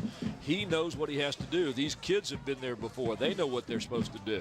All they need is to be told. And like Ross said earlier when he talked to him down on the field, and he said he told the defense, calm down, settle down. We got a long game. Let's play our game. Well, it's going to be real interesting when we get to hear from Ross again what Jeff Nelson had to say as they were walking off the field, and it was we didn't get a chance to hear it as he was going off the field, but I know he did get some from him. So as soon as they let us get down to him, we'll send him down there, and he is waving. So Ross, go ahead, let us know what did the coach from Bethel have to say going off the field at the end of the first half? Let me tell you, Coach Nelson was one excited coach. He was really excited that his players had showed up to play, that they had stood on the same field with the defending state champions and stood toe-to-toe with them. He says that they were actually in a backyard old Southern brawl dogfight. So take that for what it is, guys. It seems like this second half is going to be a good one. Absolutely. It looks like they're getting ready to go on to do the preliminary showing, who's going to have the ball. Bethel will have the ball to start the second half as they won the toss and deferred in the first half. So Bethel will take over, and then all they got to do now is just basically decide on which end of the field they want to kick off from. Mike, I know we've talked about it earlier, and we've said a few things about Ross Carney, but I'd like to take this opportunity to welcome to WHCS. He's doing a great job down on the sidelines for us. You and I are going to get used to the idea that we have someone down there that we can go to. We can't see everything from up here. Ross knows who to see, where to go, who to talk to, and he's given us that third eye that we have down there. But isn't it great to be able to hear what the coaches have to say going off and coming back? It's fantastic, and Ross has been able to make arrangements with the coaches to be able to talk to him. It's really good having him down there on the sideline. We'd like to welcome you, Ross, and the rest of the year, ladies and gentlemen, we're going to be seeing more and more from Ross as we get used to having a sideline commentator and announcer. All we have to do is just have Ross give us a wave every once in a while when we know. Yeah, well, like I said, we're going to learn sign language from up there. So. Well, getting set to kick off now for the Phoebus Phantoms is Matt Cole, number 95, and he will be teeing it up to the near side of the 40. And that's, ladies and gentlemen, that's how you stretch before you start the second half. Back deep for the Bethel Bruins, number 14, John Tell Evans, number 43, and that is Marcus Copperwood. And is it 21 over there? I cannot see the number because he's not facing us. Yes, it is number 21. And that would be Stephen Clark. That's correct. So here we go, getting set as Cole heads for the ball. Look at the sharp colors on this as we watch the kickoff. The deep greens. All the way back to the goal line. His foot did hit the end zone that time, but the referees let him go. Evans all the way out to the 30. Still I think he lost the ball. I think he had the ball taken right out of his hands, Mike. We're going to watch and see what happens here. They're still struggling. You can see the pile there. They're going for the ball, and they're still. Well, they just now blew the whistle. And I believe the ball was taken out of the hands of Evans. I believe you're correct, but we'll see. That was the latest delayed whistle I've heard. They're putting the ball all the way back out near the 35-yard line, so they're going to leave. They're going to keep the ball in Bethel's hands. Yep. It'd be interesting to see a replay on this one. Well, it could have been. Here it is. Now watch right here, right there. He just took it right out of his hands. Now we can't see from there what happened. But he got his arms in there, and there's enough movement. Hey, this guy says, hey, looks like he lost the ball. First and 10 for the Bruins at their own 35-yard line. Another one of our fine school board members for the city of Hampton. Evans bounces off a block, and there's another flag down. Now, let's see if he moves the flag, yeah. And I guarantee you that's going to be a hold against Bethel, and it is. I think it's really nice that we have a lot of the school board members and school officials that come out to these games. I saw Ann Bain earlier tonight. She was in the aisles. We had Dr. Worley from Jones Middle School, who used to be the assistant principal or vice principal at Phoebus. She's now the principal at Jones. She was here tonight. A lot of school personnel. Of course, part of that, as we saw during the halftime, was the awarding of the Teacher of the Year for the city of Hampton. Isn't that great for the Hampton Chevrolet to give away a car for a year's use for winning Teacher of the Year? Isn't that something? Billy Hobbs and Hampton Chevrolet have worked so closely with the city of Hampton throughout the years. We'd just like to thank them. It's just a fantastic job they've done. All right, 10-yard penalty. A little flare pass out from Baycoat. It is complete. Gets outside of the 25 to about the 26. Good pursuit. About a yard after the 10-yard penalty for holding. That's going to bring up a second down and 19 for the Bruins. See if you can see this on the right side. You see the line come in. Now watch, they shift, and watch this pursuit as they come out of nowhere, all 3 or 4 of them again, to make the play. Now these are the same guys that were in on Baycoat. Jerry Simmons, number 80, was the recipient of that pass complete. There you see Taj Boyd. Minimal gain of yards, though, about 2 on the play. Baycoat again in the shotgun back, and this time he hands off to number 7, Franklin James, who is met in the backfield by a host of Phoebus Phantoms, and they're going to lose about 7 yards on the play. Jared Barber, number 2, was in there as one. There was another player, and I didn't quite catch who it was. Look at Barber, just grabs him. But a loss all the way back to the 20-yard line. That'll make it 3rd down and 25. They got to get all the way to their own 45-yard line to get a first down. Barber, a defensive back coming up on that running play, was able to get in there on a semi-blitz. It looks like Phoebus' defense has really come out fired up here in this half.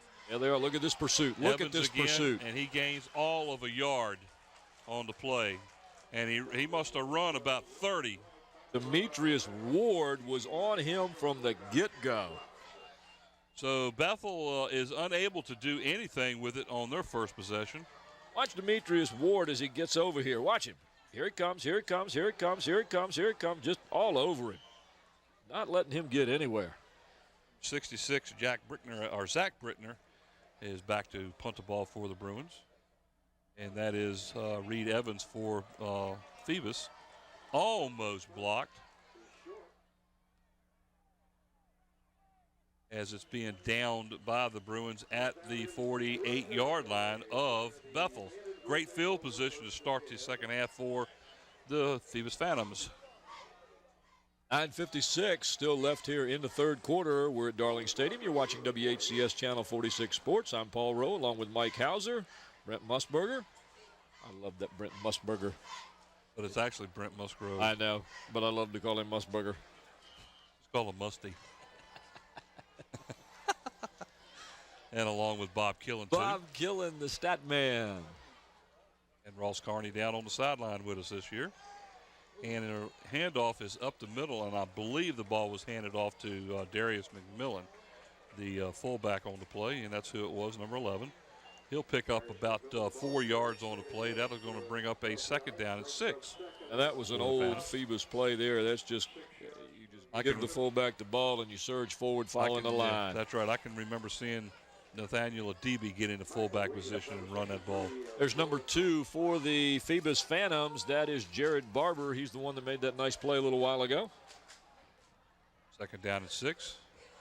This is number 22, Sean Alston, on the carry. He's going to pick up maybe 2 on the play, close to the 42-yard line. That's going to bring up a 3rd down and maybe 4. Tyler Blow, number 4, looked like along with Trenton Blow, number 11, got in there to make that stop. Like they're going to set the ball down just inside of the 43-yard line. 3rd down and a long 4 for the Phantoms. The coaching staff for the Phoebus Phantoms along the sideline. Third quarter action here at Darling Stadium. Phoebus 14 and Bethel 7. Nice sized crowd. Bethel side is fairly packed over there. Blitzed on the play, and they picked him up, and the pass was outside and completed for about a 6-yard gain. Pass looked a little dangerous there to me. At first looked like a slow pass for some reason, not the normally sharp pass that Taj Boyd has been throwing. If you watch this, he just kind of floated it out there. Watch, he just kind of floats it there. The receiver had to come back for it. That was Jermaine Towler again on the reception. That's his 3rd or 4th of the night.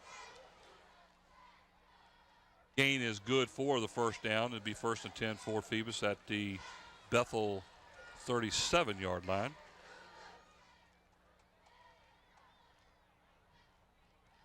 Another blitz right to the middle of the line. McMillan again up the middle. Looks like he gets close to the 35. It'll pick up a couple of yards on the play. That'll bring up 2nd down and 8 for the Phantoms. We'll come up with the third quarter sponsors for the game here when our guys down in the truck can put them up for us. 2nd down and 8 for the Phantoms. There's that play again, right up the middle, and the Bruin defense just converges right into the holes and plugs them up quickly. Nowhere to go on that one. There's a pitch back to Austin, down to the 30. He goes down just inside the 30. He's getting a great spot. Look where they're putting the ball. It really is. He had an open lane on the inside, too, if he'd have cut back right. And there is a flag on the far side of the field.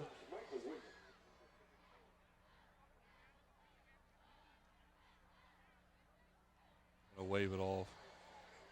The flag. Thank you, There's sir. a pickup of a few yards there. It's going to bring up a third down and short. Looks like about a third down and 2. Gain of 6 on the play that time. Ball sits near the 19-yard line. Third down and 2 for Phoebus in the old days. It's off the right side. Let's see what they do now. Up the middle by McMillan. He's going to pick up he's going to be close to a first close. down. I believe he's got it about a half a yard. Where they spot it. Back a little bit. He had to get to the 27-yard line, and he's inside of that. There it is, just a quick handoff. He'll take it right off. Tackle. I guarantee you he's got about a length to the football. Of course, you know how my guarantees are. 6:53 left in the third quarter, 14-7. Phoebus with the lead over the Bethel Bruins. You're watching WHCS Channel 46 Sports, where you get Peninsula District varsity football on Friday nights. TV program called Friday Night Lights? Told you he had it. How can they not see that by over? I mean, that far. First and 10 now for the Phantoms. Inside the 27-yard line. They send it down to Ross down on the sideline. Go ahead, Ross. The end zone on the kickoff. The rule is your feet can be in the end zone as long as the ball doesn't cross the plane or touch the plane. So they can run that ball back out. Very good. Thank you, Ross. There's Austin on the run all the way down inside the 10. That was a nifty little run right there. That's another good reason we have Ross down there, so he can Absolutely. find out this information for us, and that clears up something we've been curious about. Watch this run by Alston. Nifty little give and go, and a little scoot back over to the other side there. And Notice how he followed that tackle. That right on the last part there, he picked up another 6 yards. He just got behind the tackler, found out which way he was going, and then went the other way. Picked up the extra yards. So good heads-up running. So the Phantoms have a first and goal at the 9-yard line, and I'm not real sure why everybody's waiting here. Bill D is thinking. We have a problem with one of the Bethel players' equipment again, so here we go.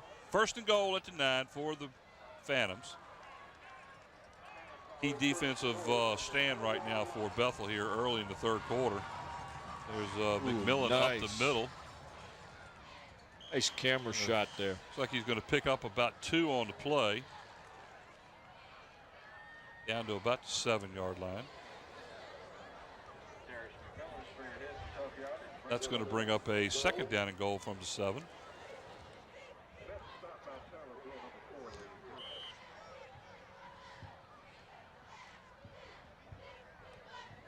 Pretty good game so far, Paul. Both teams hitting real hard. More of a defensive game than I suspected we were going to have. Here's Boyd, hands the ball off again to McMillan. He keeps it himself and gets down near the 5, maybe inside the 5. Inside the 5. Now, that's not too many times that Taj Boyd has kept the ball, and he picked up some good yardage there. Well, I don't understand that you got one referee over on the side marking the ball, and 2 referees are calling it a touchdown. I missed that. Can't be a touchdown. They just gave him a touch? No, it can't be a touchdown. It's third and goal. So the 2 referees that are underneath of the field goal post thinking it was a touchdown, they were given a touchdown signal. I missed that. But it's not a touchdown. No, it's we not. know it's not a touchdown. So it's third and goal at the 4. I didn't think he went in. There's number 10, Taj Boyd, under center now. Pitches the ball back here to Austin. He's going to walk. No, he's not either. He is in. He reaches across the goal line and scores. Phantoms now extend their lead 20-7. And there you see the excited Phoebus fans as you'll watch the replay. Watch him Alston stretch his gets arms out. the pitch, and he just comes to that side. Got good blocking in front of him, but he gets that arm out there with the ball. And ladies and gentlemen, his knee as went you know, down. Ooh. He looked like he might have been about a yard shy of going in when he hit the ground. Well, either way, the referees see it as up. the ball Touchdown. over there, and that's what they're looking for. Matt Cole in for the extra point. Try to extend the lead by an extra point. Oh, it's a fake. Boyd passes the ball. Incomplete. Trying to go for 2 on that play, and it's the pass was incomplete, so unsuccessful with the 2-point conversion. And the Phantoms lead 20-7 here. Watch his right knee hit the ground. I think just before he starts stretching Let's out. take a look here, and then we'll see if Mike can slow that down for us. Watch his knee start to go down. Let's see, right there. His knee is on the ground right now. there. He's not over that line. Nope. They got a break. That's all it has to be. As long as I can't tell from this angle, but as long as that ball was over the plane when that knee hit, that's a touchdown. From here, it looked like the knee went down, but the angle of the way it is, the ball could have been over the line. Hard to say from up here. That's why we're sitting up here. And That's the guys why it's exactly right down on the field looking at it. If we can stop it right as he touches the ground. I don't see a knee down yet. I see a knee down now. Right there. And it's hard to tell whether that ball was over the line at that point. If it was, of course, it was a touchdown. Well, Matt Cole will be setting the ball up at the 40-yard line now to kick the ball off. That was a 10-play, 48-yard drive for the Phantoms. See one of the players getting worked on there for Phoebus. Teams have trainers, and they need the trainers, obviously. You get little twists and turns and pulls out there on the field. You've got to have somebody there to take care of it. Dontel Evans for the Bruins deep in the middle. This is a little pooch kick out here at the 20-yard line, 25, 30, 35, all the way out to the 40. And I know that's not what Bill D wanted to see. He picked up some good speed on that, was able to get his footing there. He was one hand shy of going all the way. Well, he had 2. He had the kicker. He had 2 people to beat, and the second one being the kicker.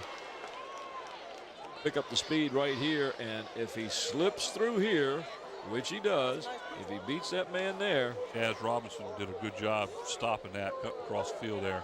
1st and 10 with the ball sitting at the 40-yard line. Good field position for the Bruins to start this drive. They got 4 wideouts, 2 to the near, 2 to the far. Evans is the single sackback. Back to pass the ball. Baycoat over the middle, complete to number 7. And that is James Franklin up the middle, all the way inside the 45 to the 43 of Phoebus. That was a good pattern run by Franklin there as he went in between 3 receivers and make a nice cut. Watch the replay. You see him come down on the bottom of the screen. Here's the pass. He cuts in between 3 defenders, and Baycoat is able to get the pass in there. And they're doing a no-huddle offense, too. And look out for the blitz. Just got it off. Almost intercepted, and then almost caught by the Bruin receiver, number 43, who happens to be his favorite target. That was Reed Evans that almost made the interception. Marcus Copperwood was the intended receiver. 2nd down and 10, ball rests at the Phantoms 43-yard line. Again, no huddle. Baycoat in the shotgun. Standing to his left is Evans. Back to throw again. Here comes the blitz. He gets it off. It's going to be short-hopped, and it's going to be incomplete. I'm surprised he got that play off. He was just completely covered. They were on him like an old winter coat. Darius McMillan blitzed from the right side and had a beat on him, and he stepped up just enough to get away from him. That young lady's saying pass, complete, caught, incomplete, not caught. I don't know. 3rd down and 10 now. She's just enjoying the game. He gets hammered as he throws it. Oh, yeah, he does. Back to throw again. A blitz up the middle. That pass was again intended for number 7, Franklin James, and it's incomplete. That's going to bring up a 4th down and 10.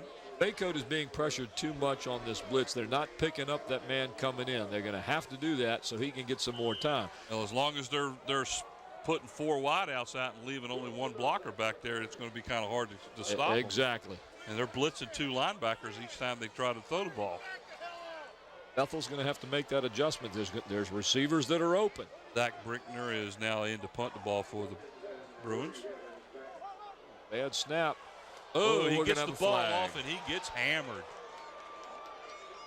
Ball is going to land at inside the 30 and stop at the 30, but Bethel's going to keep the ball, folks. Yep. 'Cause we're going to have a personal foul against the Phoebus Phantoms for roughing the kicker. Let's see. Did he touch the ball? Yeah, it's just one of these situations where it's a bad snap, and you think, okay, I can block this thing. He had a hard time handling it. He tried to get a quick kickoff. You have to make that decision whether you want to try and block it or not. I think I'd have tried to block it too, and unfortunately, it didn't go Phoebus's way that time. Well, here's another rule that I'm not real sure of, but I was under the impression that on the snap, if the ball went into the ground, it's free ball. Don't know about that. Obviously not. Either way, it's a 15-yard penalty from the spot or from the actual Personal line of foul. scrimmage. Roughing the kicker against the defense. Automatic. First down. 1st and 10 now as the ball rests inside the 30 down to the 27-yard line of the Phantoms. So new life for Bethel here. Back to pass again is Baycoat. He's trying to set up a screen, it looks like. Gets it outside to Evans on a screen. He's inside the 20, close to the 19, and I believe that's where he has stopped, about a half a yard short of the first down. They're getting excited on the Bethel side. They're moving this ball down the field. Watch this replay. Boy, did he have a long time to set up this screen and still got 9 yards out of it. Either Phoebus didn't blitz or they learned to pick it up, one or the other. 2nd down and about 1 on the play. There's Evans up the middle, inside the 10. 5, touchdown Evans, right up the middle. 19 yards for the score as Bethel draws blood here with, what do we got here? 3:19 to go. Extra point will get them within 6 points now as the Bruins are doing quite well on the ball. Watch this replay. Watch the front line of Bethel. Watch them bunch up there. They force everything to the outside. Evans takes advantage of that, goes right up the middle, finds the seam, and he's gone. Great play by the Bruins. All right, this is number 75. Trell getting ready to kick the extra point. Kick is up. It's long enough, and it's good. It just barely went through on the left side of there. So the Bruins have drawn to within 6 points here as they now trail the Phoebus Phantoms with 3:19 to go here in the third quarter. It is 20-14. Phoebus out in front. You're watching WHCS Channel 46 Sports, bringing you Friday night Peninsula District varsity football. Mike would like to take this opportunity to thank our production crew. Here's the touchdown. Before we get into the crew, you'll see that great blocking there to the left, and you see him pick up that seam, and when he does, he sees pay dirt and goes to it. Real quickly, we want to thank our camera people. We have Nate Braxton, Susan Bowers, Ron Baton, Steve Fryer, and Gene Wheeler on the cameras tonight. Our graphics and animation is Andy Foley. The slow motion, a super job tonight, Mike Nowinski. Camera control operator, Sarah Myers. The production assistant, Renee Camden. The audio and chief engineer for WHCS, Don Scharouse. And our director and producer, the big man himself, our boss, Mr. Scotty Bowers. Up in the booth, I'm Paul Rowe, along with Mike Hauser, Brent Musgrove, Bob Killen, who does stats, and on the field, our new addition, the roving reporter, Ross Kearney. Here we go for the kickoff against Steelman will be kicking off for the Bruins. That one might go out of bounds, and it does. So Phoebus will have the ball to start this series at their own 35. We also want to thank Tidewater Team Sports. This is a group of people who have been supporting WHCS Channel 46 for a long time now. They take care of doing their Player of the Games T-shirts that we submit to the team. So Dead ball. that is picked by us up here in the Free booth. kick out of bounds. Offenses are for both teams. if you have any questions, give David Chubb or Terry McNamara a call at 594-0411, and they'll help you out a lot with anything you need in regards to shirts and embroidery and that type of stuff. 1st and 10 for the Phoebus Phantoms at their own 35. Embroidery? Embroidery. So if I had a skirt that needed some... If you got a skirt and you need to get it embroidered, brother, go ahead and they'll do it for you. Great run there by number 22, Sean Austin. Scotty wants to know if they'll do a poodle on it, and I guarantee you, if that's what you want there, buddy, they're going to give it to you. Another good run by Austin here, as you'll see him take this one right up the middle, do a little twist and turn. And he escapes 2 tackles there to pick up another 4 or 5 yards. 12-yard gain on the play, 1st down for the Phantoms. Ball rests at the Phantom 47-yard line. A great view of some of our fans. Our cameras get some great shots of some of the fans that watch the game out here at Darling Stadium. Got about 2:50 left to go here in the 3rd quarter. 20-14, Phoebus out in front of the Bruins. Boyd under center, wide outs both sides. Austin again. Boom. Hit in the backfield. Did he fumble the ball? Nope, no fumble. He did get back to the line of scrimmage, Joe. I think that was Trenton Blow, number 11, that just kind of dove through there to make the tackle. Let's see the replay here. The way they were acting, it looked like that somebody may have fumbled there the ball. He is right there, kind of grabs him from the side and behind, and I believe that was number 11, Trenton Blow. No gain on the play. 2nd down and 10. Ball still sits at the Phantoms 47. There you see number 77 and number 52 for the Bethel Bruins, J.J. Johnson, along with, well, we don't know who number 52 is. I don't have one. Congratulating one another for a job well done. Pump fake by Boyd. Oh, look at this. Being flushed out of the pocket. Nice block. Nice open field tackle right there by the Bruins. Was that number 30? That was number 30. Jarrell Rose. Boyd will pick up about 2 on the play. That's going to bring up a 3rd down and 8. It was like 2 Mack trucks hitting each other. Watch this. We can't really see it on this play, but defensively, the defensive backs really had their wide receivers covered on that play. Watch this come up here. Boom.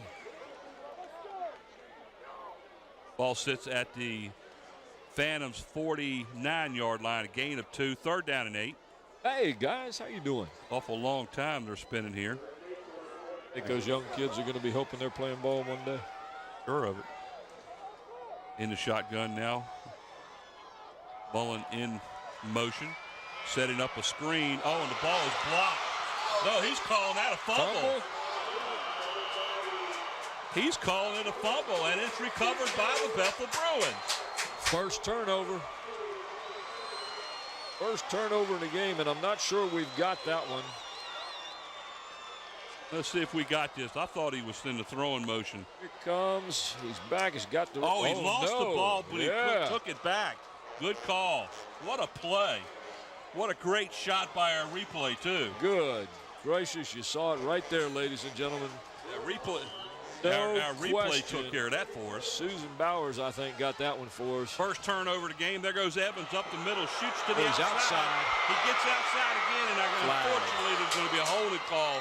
And that one was about a 12-yard gain, and it's going to end up being back at the original line of scrimmage when they get through marking it off. But it'll still be 1st down. But what a great run that was. Let's see. I think it's holding. Here, no, there. I think it's going to be right there. Quite see it, but Phoebus is happy about whatever it is, so it's against the Bruins. And it'll be 10 yards from the spot of the foul, which would put it at the 30. They'll still end up with 2 yards on the play. Holding against the offense. Still 1st down. And he was holding him. Quite see where the hold is. So they still get 1st down and 2 yards on the play, so it's 1st and 8. Start them early, bring them to the game. Yep. Evans up the middle to the 25, and that's where he stopped after a gain of 5. That'll bring up a 2nd and 3 now for the Bruins at the 25-yard line. Clock winding down, 20 seconds left in the third quarter here at Darling Stadium. You're watching WHCS Channel 46 Sports as we bring you the Phoebus Phantom Bethel Bruin football game. Baseball's almost over. This is a football game. Friday night, September the 7th. Okay. Isn't it September 7th? Thought it was the 9th. Is it the 9th? No, it's the 7th. Like we have a timeout called, or we have the end of the quarter. We're at the end of the quarter. Yep. After 3 quarters of play here at Darling Stadium, the Phoebus Phantoms are hanging on to a 20-14 lead over the Bethel Bruins. What a great game so far here on the First Peninsula District regular season game. Here's that fumble. Here's the replay. You'll see Taj Boyd go back. Now watch him as his arm comes up right about now. He just loses the ball right behind him. His hand comes through, but the ball's gone by them. The ball's completely gone. That was an excellent call by the referee. Well, Mike, I got one more player I want to talk about here. We've got some player profiles that we've done earlier. We did one on a Phoebus player. I'd like right now to profile a player from Bethel, and his name is Brandon Ferguson. He's the starting defensive tackle. He's a senior at Bethel High School. His parents are Josh and Aretha Lee, and he also was wrestling. He likes to do that for the techniques and for the quickness. He's a member of the ROTC. He's a major in the ROTC at Bethel High School. He enjoys playing video games. Now, I like this part, Mike. His favorite players are Reggie White, Deacon Jones, and Walter Payton. I wonder why. Old school. Old school players. I mean, that is fantastic. I love that. He likes the University of Miami and Florida State. He likes the St. Louis Rams because he likes Steven Jackson. He hopes to go to North Carolina State, Georgia Tech, Virginia Tech, Jackson State, or the University of Miami. He wants to major in sports medicine and business, and he would also like to play college ball. It's a possibility he could join the Air Force at some time. He's looking forward this year to a much better season than they had last year, and of course he's looking forward to graduation. So we'd like to thank Brandon Ferguson for allowing us to make him one of our player profiles. Now that ball was handed off to Evans up the middle, just shy of the 20-yard line. It's going to be a first down. What do we have here? There's the replays. You see that quick play. And Bethel, I'll tell you what, if you show the replay from the beginning, you're real close. We don't put that on. I thought number 7 for Bethel, who was Franklin James, was in motion. He did it again, and I'm not so sure he was going back. But look at this. Evans again up the middle. Look out. 21 yards for the score. Jontel Evans is putting on a clinic. Every time Bethel goes in motion, it opens up the middle. Watch this. Here he comes. Watch number 80 come through. And it's a counter play. They send the motion to the right. They come back to the left.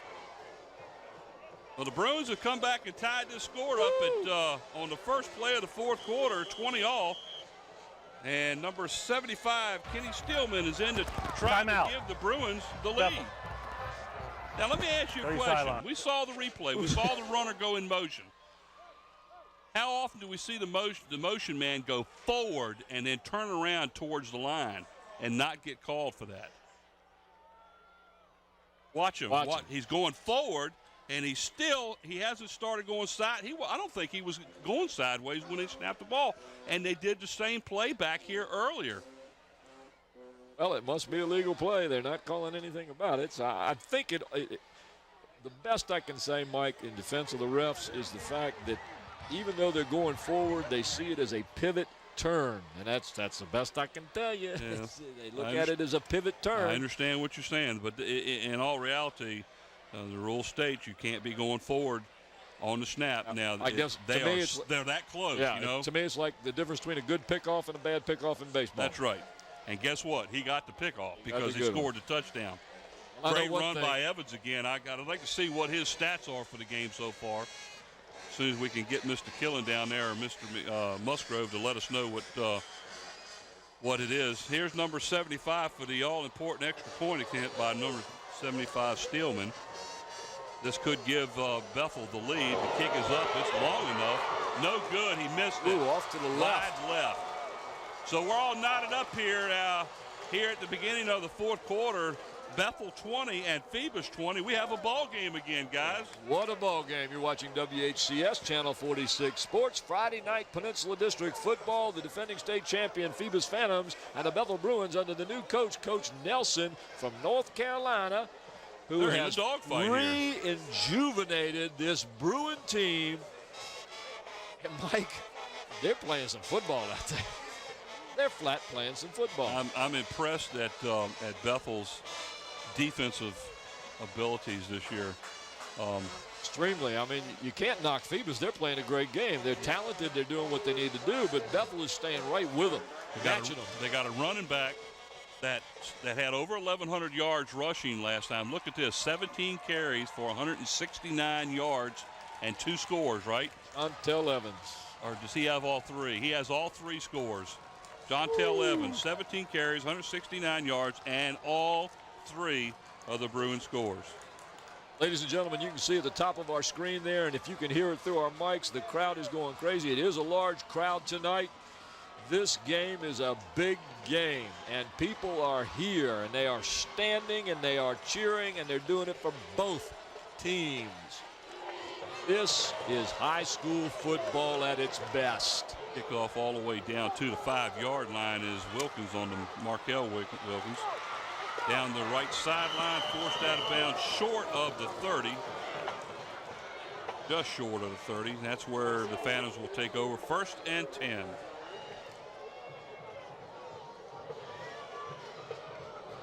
Here comes the replay on this. You'll see him get the ball. He starts off left, comes back right. He's going to head to the sidelines. He's looking for that seam. He's almost got it. So they mark it right at the 30-yard line. 1st and 10 for the Phantoms. Let me tell you something. Win or lose, the Bethel Bruins have opened up some eyes here. People can't look past this team. No.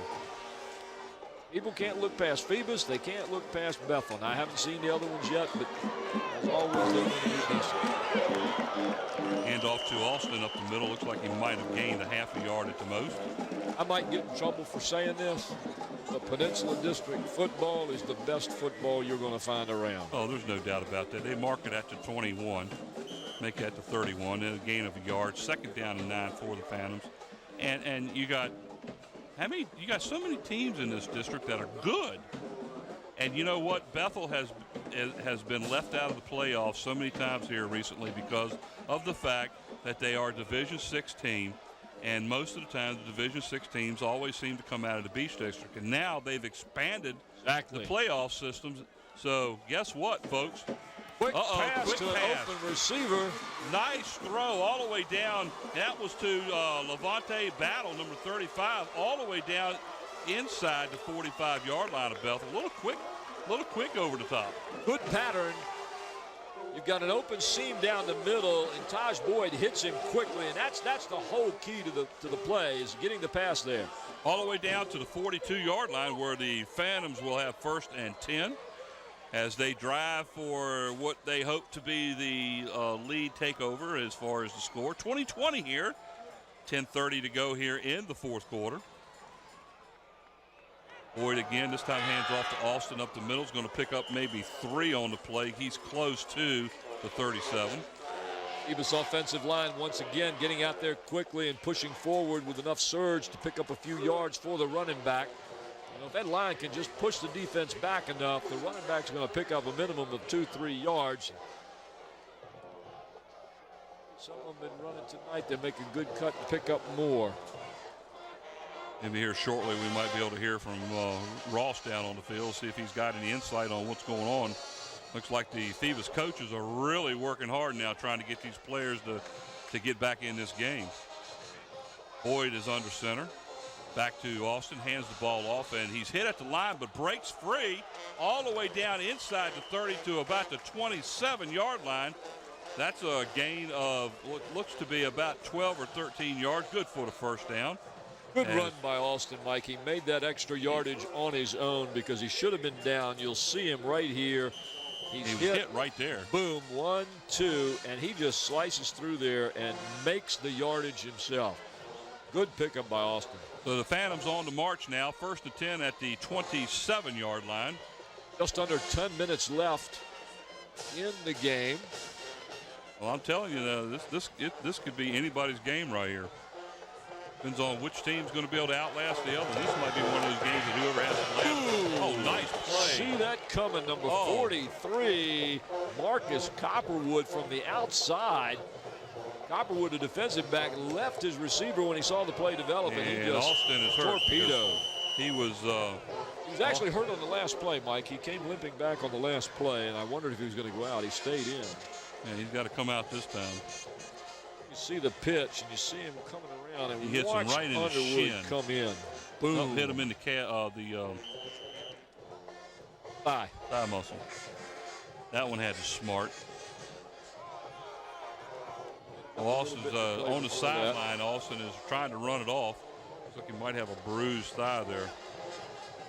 2nd down and 9. Ball sits at the 26-yard line of the Bruins. Clock winding down, 8:20 left in the game. Timeout. Timeout's now called by Phoebus. That'll leave 2 timeouts for each team now here in the 4th quarter. There you see the talented Phoebus High School marching band. Hey, let's send it down to Ross. He's got something he wants to say. You were just asking about the last injury. It wasn't his knee. Actually, he's sprained his thumb. So that's what's going on down here. Phoebus also on the sidelines. They've gone back to their original game plan. Phantom ball. Dive left, dive right, eat the clock up, keep Bethel's defense on the field. And if they can continue to do this, maybe they'll have a chance to pull this one out. But like you guys said tonight, these two teams are really in a backyard brawl. Thanks, Ross. God, I love having a sideline reporter. Isn't this fabulous? Ain't that neat? All this good information we get up here, it looks like he's got a leg injury. We find out from Ross it's not. It's a thumb injury. And then, we're talking about how things change, momentum and so forth, and Ross is right. They've gone back to dive left, dive right. Basic phantom football, and Ross gets that information for us. Now, Austin's okay. It looks like he's ready to come back in the game on the next play. Boyd now back to pass, being flushed out of the pocket. That was a late flag. I think you might have seen and now hold back here. Boyd got nailed pretty good there down inside the 20 at the 18, but there is a flag, and that flag was thrown. The quarterback was almost 10 yards up the field before it was thrown. There was no Bethel player around. Watch. Where it was thrown is normally a hold, and it's possibly what that is right there. Now, what we didn't see was the fact that Taj Boyd was actually looking to his left. Reed Evans was out on the left-hand side. He was looking for him. When he tucked the ball under the run right, Reed broke free, came back toward the quarterback, and was wide open. But by that time, Taj Boyd could not see him because he had been covered before, and he was trying to make something happen on this side. Now that is a big loss. Not only the penalty, but the flag was thrown about 8 yards behind the line of scrimmage. Holding against the offense. Repeat, 2nd down. So now it's going to be 2nd down and a bunch. Here you can see the holding at the top of the screen here. Watch right there on number, I can't tell who was on number 28, whoever was trying to block him. And it was a quick hold, but the referees caught it. 2nd down and 29 now. Here's a little screen pass to number 5, Wilkins.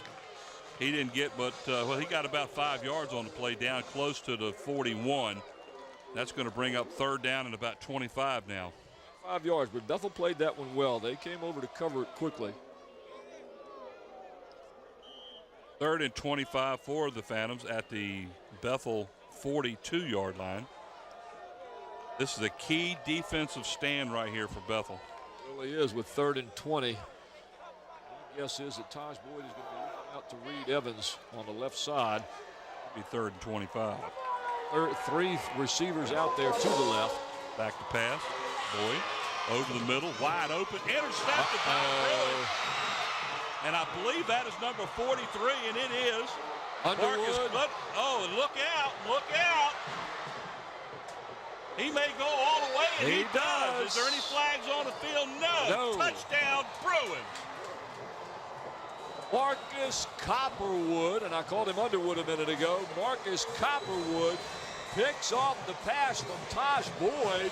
And he runs the ball back almost 80 yards. I'm not real sure exactly where he caught it at. We'll have to look at the replay to see that. Pretty close to 80. Here comes the replay, ladies and gentlemen. Watch this. Boyd goes back. He looks to his left, comes back to the middle. There's the 30. Here comes Copperwood, the 20, right on at the 20. the 20, 21-yard line. Gets 79 yards on the return for the touchdown. We have a Bethel player injured. He broke 2 tackles and then just simply outran everybody else on the field. 79 yards for the touchdown is what they're calling it from the 21-yard line. 79-yard pass interception, which gives Bethel the lead with 6:48 to go in the game. What a change in this game in the last 10 minutes of the game. Gracious. There you see a great shot the camera crew gets. It's Darius McMillan. Oh, that's shaking Blow up just a little from bit. Bethel I'm looking there. at the That's wrong Trenton one. Blow Trenton Blow, that's correct. Yeah. Wrong sheet. That's the other. Yeah, the other level. Yeah, that's the other one there. Yeah. So Bethel will now attempt the extra point to extend their lead to 7. Haven't had too many turnovers in this game, but that's a huge one, Mike.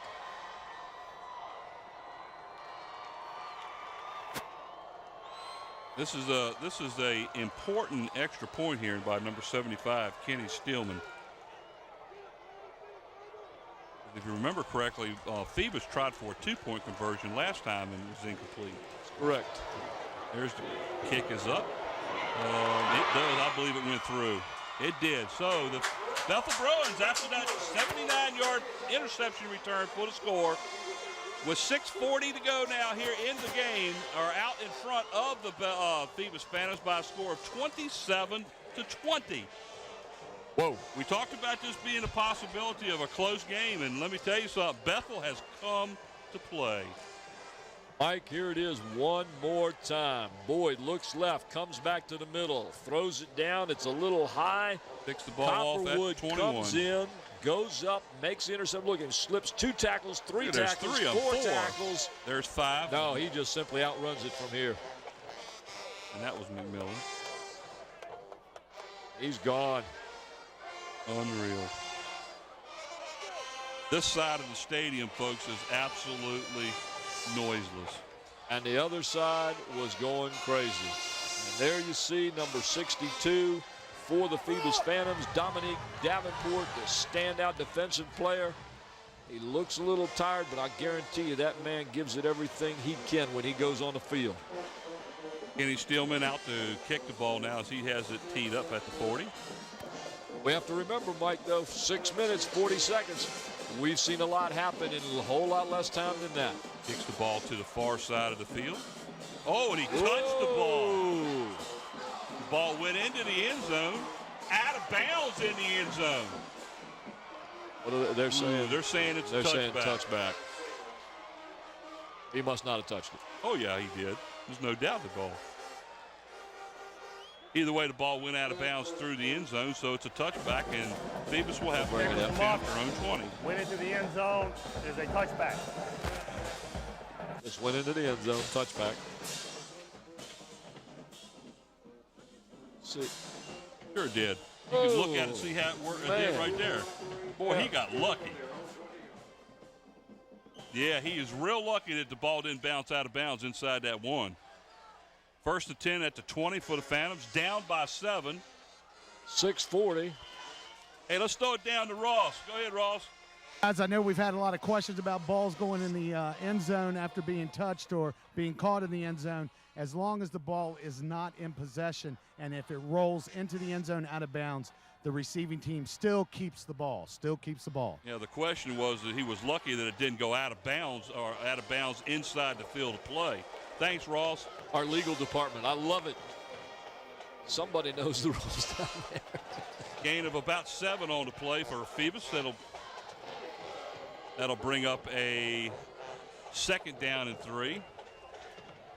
The ball was completed to number 16. at Germondo Towler, and he's been his favorite receiver tonight.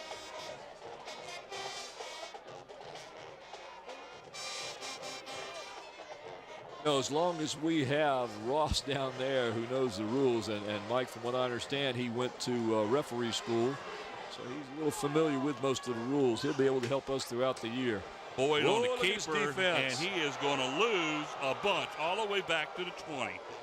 7-yard loss on the play. That's going to bring up a 3rd down and 10. And let me tell you, the Bruins Bethel's swarmed defense on is that one, swarming. Mike. Yes. Talk Watch about this. renewed enthusiasm. They Look are at him. Look at him come through. Is that number 62 for the Bruins, and that is Brandon Ferguson. He just bulls his way right through there. Well, he faked Timeout. the handoff to McMillan, number 11, and McMillan. Good thing McMillan didn't take the ball, because he would have been dead meat, so to speak, right there. Wow. Good defense right now, as Bethel is really playing well tonight. Here's a replay. Watch this. Watch Watch him McMillan come through there. Oh, there's nobody even touched him. Oh, number 62 went right by the offensive line. Timeout, by the way, was called by Phoebus. That's their second. That leaves them with 1 in the fourth quarter. And by the way, just for whatever, it was Corey Boyd who finally made the tackle on that play. You know, here we are giving credit to Brandon Ferguson, but he's the one that busted through and kind of threw the whole play into disarray. Now, let me tell you, I really, if Bethel ends up winning this game, this is going to be one of the biggest upsets in a lot of years around here. Yes, well, Bethel's a good team this year, but nobody expected this. Even if they don't win the game, Bethel has shown that they're going to be a force to be reckoned with in this league and this division this year. No doubt about that. I guess all those points they scored last week wasn't a fluke, huh? I'm going to say no. 3rd down and 10. Boyd back to pass. Got Over the a man middle. over here. It is complete. It's complete to Markel Wilkins. No, that's not Reed. Wilkins. Is it Reed? Reed Evans. Okay. Thought it was number 5. It was number 4, Reed Evans. Nice gain. There is a flag all the way over on the other side of the sideline. Whoa. Here's the replay. Boyd has some good time back there. Gets a pass out to Reed Evans, who comes back and goes all the way back across the field. Well, way back on the other side, as Mike said, there is a flag.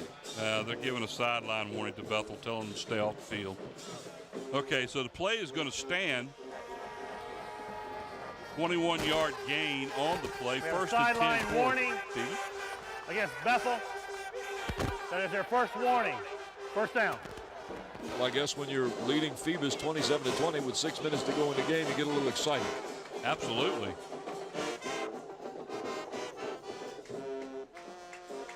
Reed Evans and Germondo Towler enter the game for the Phantoms. There's your clock winding down. 5:50 left in the game. 27-20. The visitors are the Bethel Bruins. Home team. Boyd in the Phoebus shotgun. Phantoms. 3 wideouts, 2 to the top of the field. Got Reed There's Evans a pass again. There he is. I believe he took himself right out of a first down there. Oh, I think he's still going to get it from here. He's going to be short. I think he's going to be about a foot short. That's what the referee says, about a foot short. But just looking at it, you can see he's short. He gets more than 9 on the play, though. But he was wide open. Phoebus front line is giving good protection to Taj Boyd. Reed Evans, who we've seen many, many times, run great patterns. He knows how to get free. The young man is quick. He's super quick. And he's driving down the field. And there you can see the referee showing us that we're just about that much short. So, Mike, you were right again. For somebody that can't see the board, you can see every one of these tonight. What do you expect when there's a wall sitting next to me? I mean, come on. But Reed, anyway, quick, good hands, is driving the defender back and then coming back to catch the ball. Is one of the reasons he's ended up with a little less yardage than he should have, because he is coming back, but he's getting open. Well, he caught the ball. He caught the ball 12 yards from the line of scrimmage and made a move back towards the line of scrimmage to try to get away from a couple of defenders, and it didn't work out for him. But it's still 9.5 yards on the gain. It's second down and about 6 inches, really. This is kind of like a free play. Back to pass again as Boyd being flushed out of the pocket. He's going to be dropped for about 1.5 yards loss all the way back to the 49-yard line of the Phantoms. He's going to lose almost 2 yards on the play. Little breakdown on the blocking there. I don't think that Bethel was sending any more in. I think they're playing back for the pass. You see there you see a fifth guy eventually come in. Timeout is called. It looks like we have another problem with some equipment, but it's quickly fixed. Back in the game now for Phoebus is Austin, 22. He was definitely showing a little favoritism toward that leg running in there. I think Bethel's going to have to come over and double cover Evans and just put some extra rushers up at the line. There he goes. Evans up the middle inside the 45 of Bethel. That's good for a first down and a gain of about 8 yards. They'll set the ball at the 43. 1st and 10 for Phoebus. 4:27 left in the game here at Darling Stadium. You're watching WHCS Channel 46 Sports as we bring you Friday night Peninsula District varsity football. Here's that last play presented by Mike Nowinski, our slow motion replay man. You see Evans go off the left side and cut back. Taj Boyd, the quarterback for the Phantoms, now 12 of 18 in the passing department for 202 yards. Boyd on a keeper this time, sweeps to the right, picks up about 5 yards on the play. We'll wait and see where they mark it, but they may end up giving them 6 on it. Timeout is called by the referee. We got to have an injured player. We see Taj Boyd as he comes back after taking that ball. And there's the player down. Looks like he just kind of pulled the muscle or something as he came around the backside there. You see Taj with a handoff.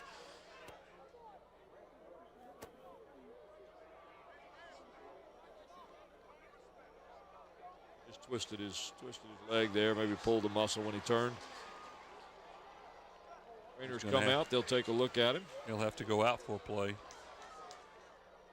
So far, he hadn't gone out. Referee's pointing to him, say, hey, bye-bye. Just got told, and he says, oh, shucks. So he goes off for at least one play. In case you need to know, ladies and gentlemen, if you get injured, you've got to go off the field. Now, the key is if the referee stops the play. Well, that's what I mean. Yeah. When you get injured and they've stopped it, you go off. 2nd down and a long 4 here for the Phantoms at the 37-yard line of Bethel as the Phantoms try to go in and try to knock this score up. Uh-oh, there goes a flag. That from? Is that on the far side over there? They had 12 on the field, but the player went off the field before it even came up to the line. They're going to call the injured player as being a 12th player. You're going to pick it up. No, they're not. 1, 2, 3. They have 11 out there now, and the 12th player did run off the field.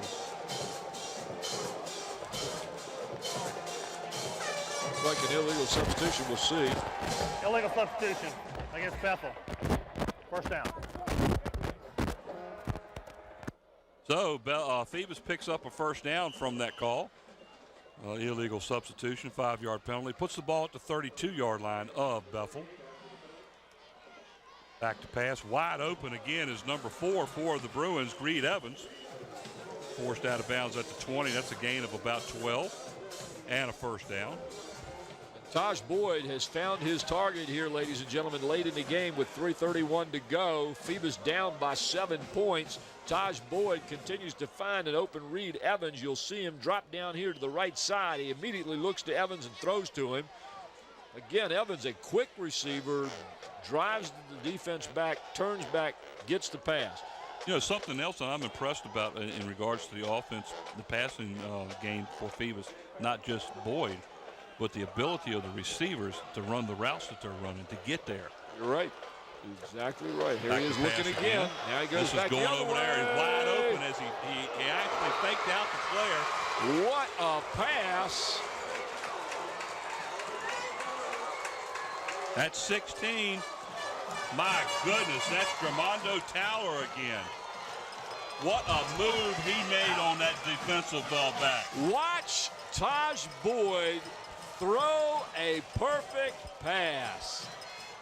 And Towler just corrals it.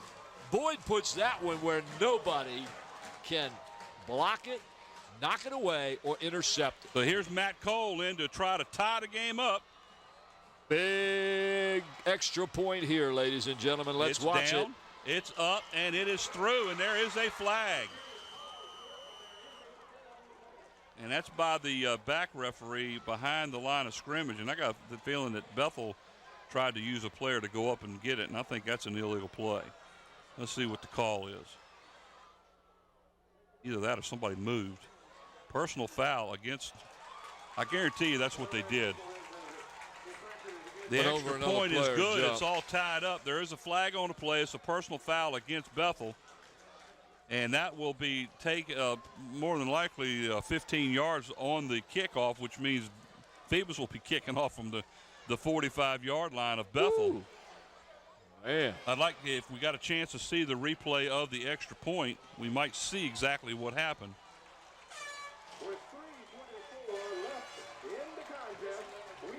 All right, we could not get that, so we haven't seen what the actual call is yet, other than just a personal foul. They didn't say what it was.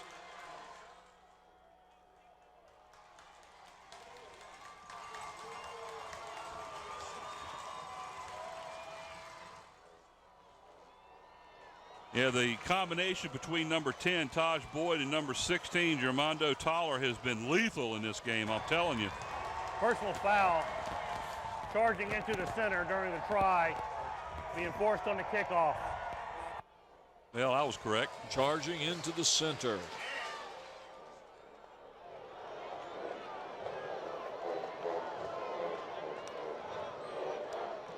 Yeah, this is probably what the guys down here are saying. Don't give them a chance to run it back. Put the ball in the end zone and take their chances at the 20-yard line.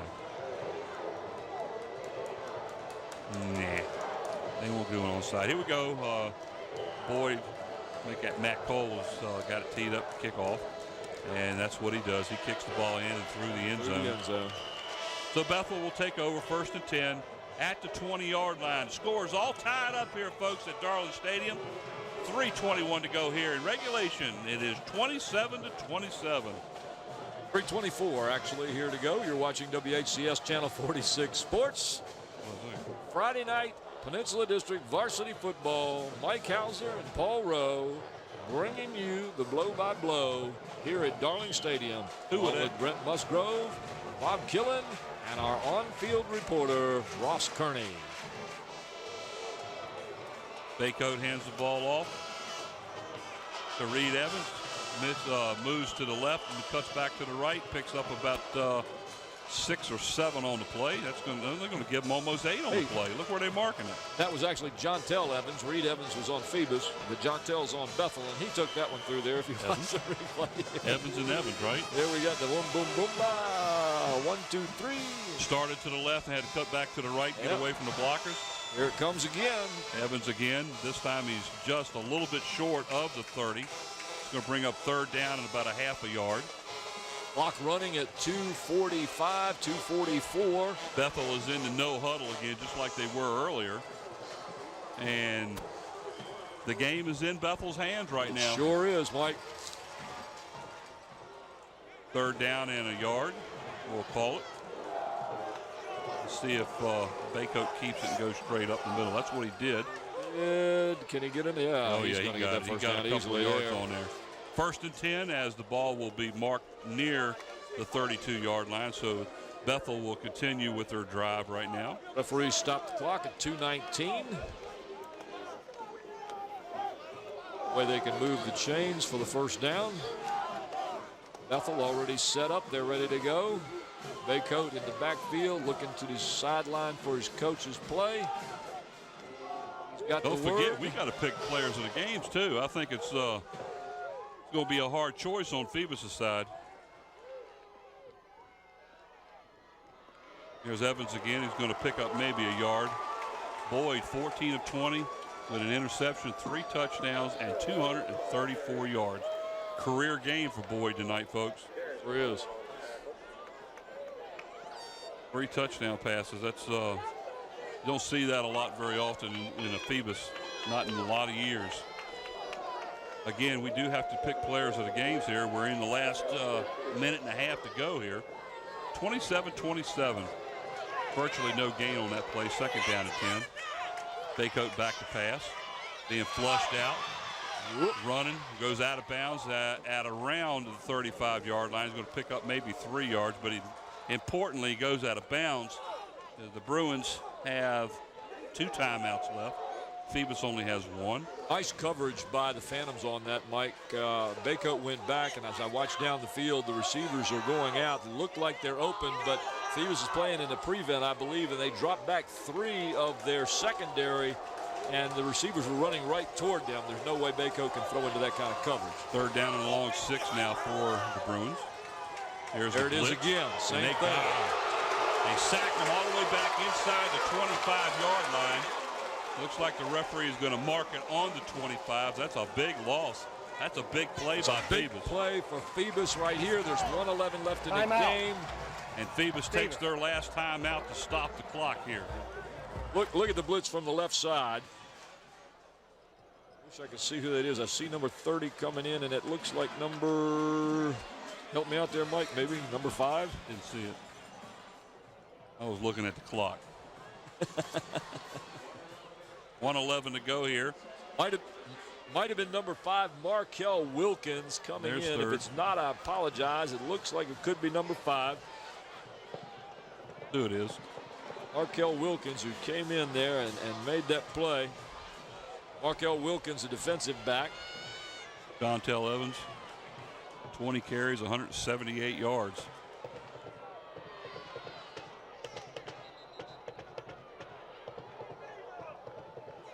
I have a hard time picking a player of the game from Phoebus. There's 2 players that have really stood out in this game, not just him. The 3 touchdowns. But yes, and yes. We in agreement? I agree, yeah. Okay. I got him. Let's go ahead and let him know so you can let them know in the truck.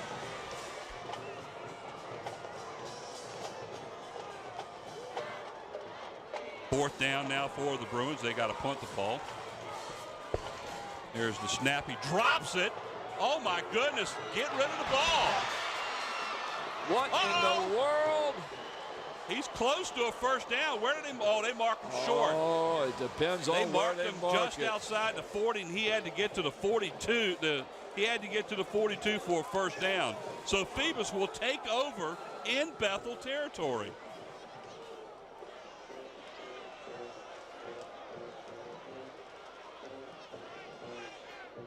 They're going to take a measurement on this as we watch the replay. Here it comes. He's back to punt. He drops it, just picks it right up and takes off. Dollar blows. First time he attempted to punt the ball tonight. See, where did he go out of bounds? Good call right there. There. He's 2 yards, folks, shy of a first down. Of course, we're not going to see it because all we see is the back of the Oh, yes, we are going to see it. Look at this camera crew we've got. It is short. Look at that. It's short by about 1.5 yards.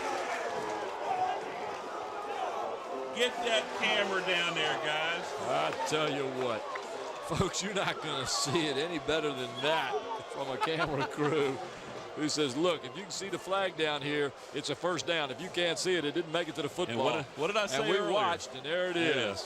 What did I say earlier? Last team that has the ball is going to win. Hey, let's send it down to Ross. You got something down there, Ross? Yeah, guys, what we've seen here tonight is classic Phantom football over the past couple of years. Bend but don't break mentality. But we got to give a lot of credit to Bethel tonight. They have hung in there for the entire game, and they have given these Phantoms all that they can handle tonight. So the rest of the season looks like it's going to be a barn burner, guys. Absolutely. A run up the middle by Boyd, steps back to pass, and then Sid tucks it under and goes for 6. Second down and a long 4. We're down to 44 seconds to go. Boyd back to pass. There he is. There he is. There he goes. And Reed Evans over there. He goes out of bounds at the 10-yard line. And, folks, they are within field goal range. 32 seconds left to go in the game, and we are watching a transition on the field from the running Phantoms of Haroon Brown and Dennis Mathis to the passing game of Taj Boyd and Reed Evans. And you're watching it right here, ladies and gentlemen. So the Phantoms have a 1st and 10 at the 12-yard line. We're down to 32 seconds to go here. No timeouts left by the Phantoms. 12 yards away from pay dirt and a win. Here's the replay. You see, once again, Evans doing that same thing, driving the defender back, coming back to get the ball, and then using his quickness. The other thing we're seeing here, Mike, is the rejuvenation of the Bethel Bruins, their defense and their offense, and the fact that they know they can play this game against anybody. Handoff up the middle to the 10-yard line. That's Alston. But this is obviously they're going to set up to down it and try to kick the field goal to win the game because we're down to 18 seconds on the running clock. And that's what he did. He took the snap and threw the ball into the ground. He grounded the ball to kill the clock. Now the question is whether Coach D wants to go for another play or kick a field goal to possibly win it. And that's what they're going to do. On the field as he goes is Matt Cole. Ladies and gentlemen, deja vu. State semifinals last year. Matt Cole goes on the field, kicks the winning field goal. Yes, he does. And you can't see it, folks, but everybody in this stadium is on their feet. Last year in the state semifinal game against Potomac, in the last minute of play, he goes on after a turnover. If you remember correctly, that kicks the winning field goal. That's right. On the last play of the game to win it, to send the Phoebus Phantoms to the state title. If I remember correctly, there was no time left in the game. Is that correct? It was the last play of the game. So Matt Cole, folks, has been through this before. Of course, there you see the fans. They're standing. Of course, last year's game when he did this meant a lot more at this point, or at that point. But what a rejuvenized football program over at Bethel High School to be able to hang with the defending state champions of Phoebus the way they have. Oh, absolutely. The Bethel and I'll tell you their what, coaching staff, Coach Nelson. Phoebus and Bethel will be serving notice to the remainder of the Peninsula District teams. They're no slouches, folks. They can play.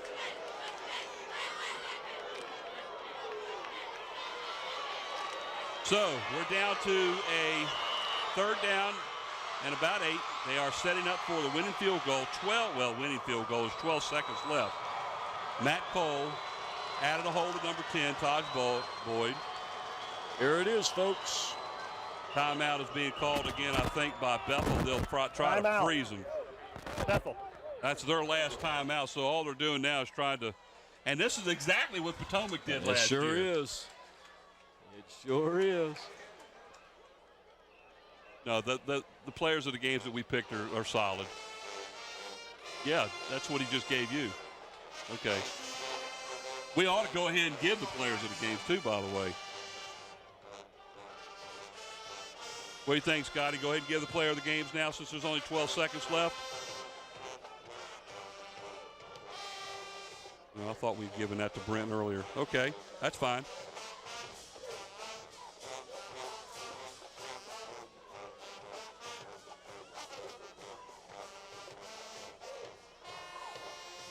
So we're down to 12 seconds left as the Bruins take their final timeout to try to ice the Phantoms kicker. Matt Cole, number 95, in to attempt the field goal of 27 yards as the ball will be spotted at the 17-yard line, well within his distance. Left side hash mark.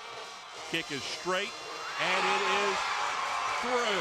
The Phoebus Phantoms have kicked the field goal to take the lead 30-27 with 8 seconds left in the game. And you could tell by the reaction of the crowd whether that one was good or not. Oh, it was a straight shot right through the goalpost. And let me tell you something, folks. Everybody can see that Bethel is down on themselves right now, but they have no reason to feel down. They played their hearts out, and what a first Peninsula District game to have. Those Bethel Bruins went toe-to-toe with the Phoebus Phantoms, who showed why they are the champs. And here's the kick that has put them ahead with 8 seconds to go in the game. Straight and true. But like we said, this young man's been there before. Deja in the state playoffs, did the same thing. All right, players of the game today. Taj Boyd from the Phoebus Phantoms. Taj with 234 passing yards on 14 from 20, along with 3 touchdowns. And for Bethel, that's Jontel Evans. 20 carries, 178 yards for Bethel. And I believe he's got 3 touchdowns also. Yes, he does. You're right. We'd like to congratulate both of those players and the teams they play for. What a great performance they put on for us tonight. Boyd ended up with 246 yards passing on that last That's correct, drive. because he got that last one. That's right. And 3 scores. Two very deserving players. And I tell you what, don't take it away from another player from from Phoebus either. Number 16, Jermondo Towler. He had 3 scores, and I don't know how many yards he had passing, but he had the majority of those 240-some yards passing. Exactly, and the workhorse work of the Phoebus running back, Sean Alston, who time after time took the ball through the line, picking up the yardage that Phoebus needed to put Taj Boyd in a position where he could utilize that strong arm of his and the good receivers that he has. Well, let's find out what happens here, folks. Here with 8 seconds to go. Looking for a squib kick, and that's kind of what we get, a low kick. Line shot, there's the 20, the 25 to the 30, and down. Is there any time left? 3 seconds. So the clock is stopped with 3 seconds. Bethel will have at least 1 play from their own 35.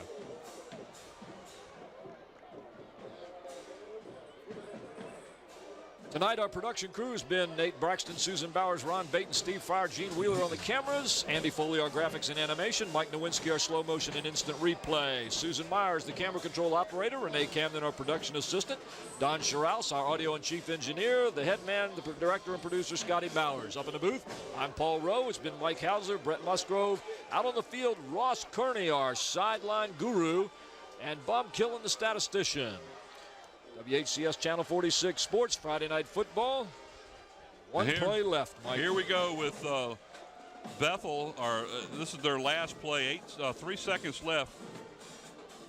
Phoebus has 6 players 25 yards away from the line of scrimmage. There's a pass over the middle, incomplete to number 3, and that does it. That is it. So the final score here was the Phoebus Phantoms 30 and the Bethel Bruins 27. That's our game for tonight, ladies and gentlemen. Tonight's game has been brought to you by a host of sponsors.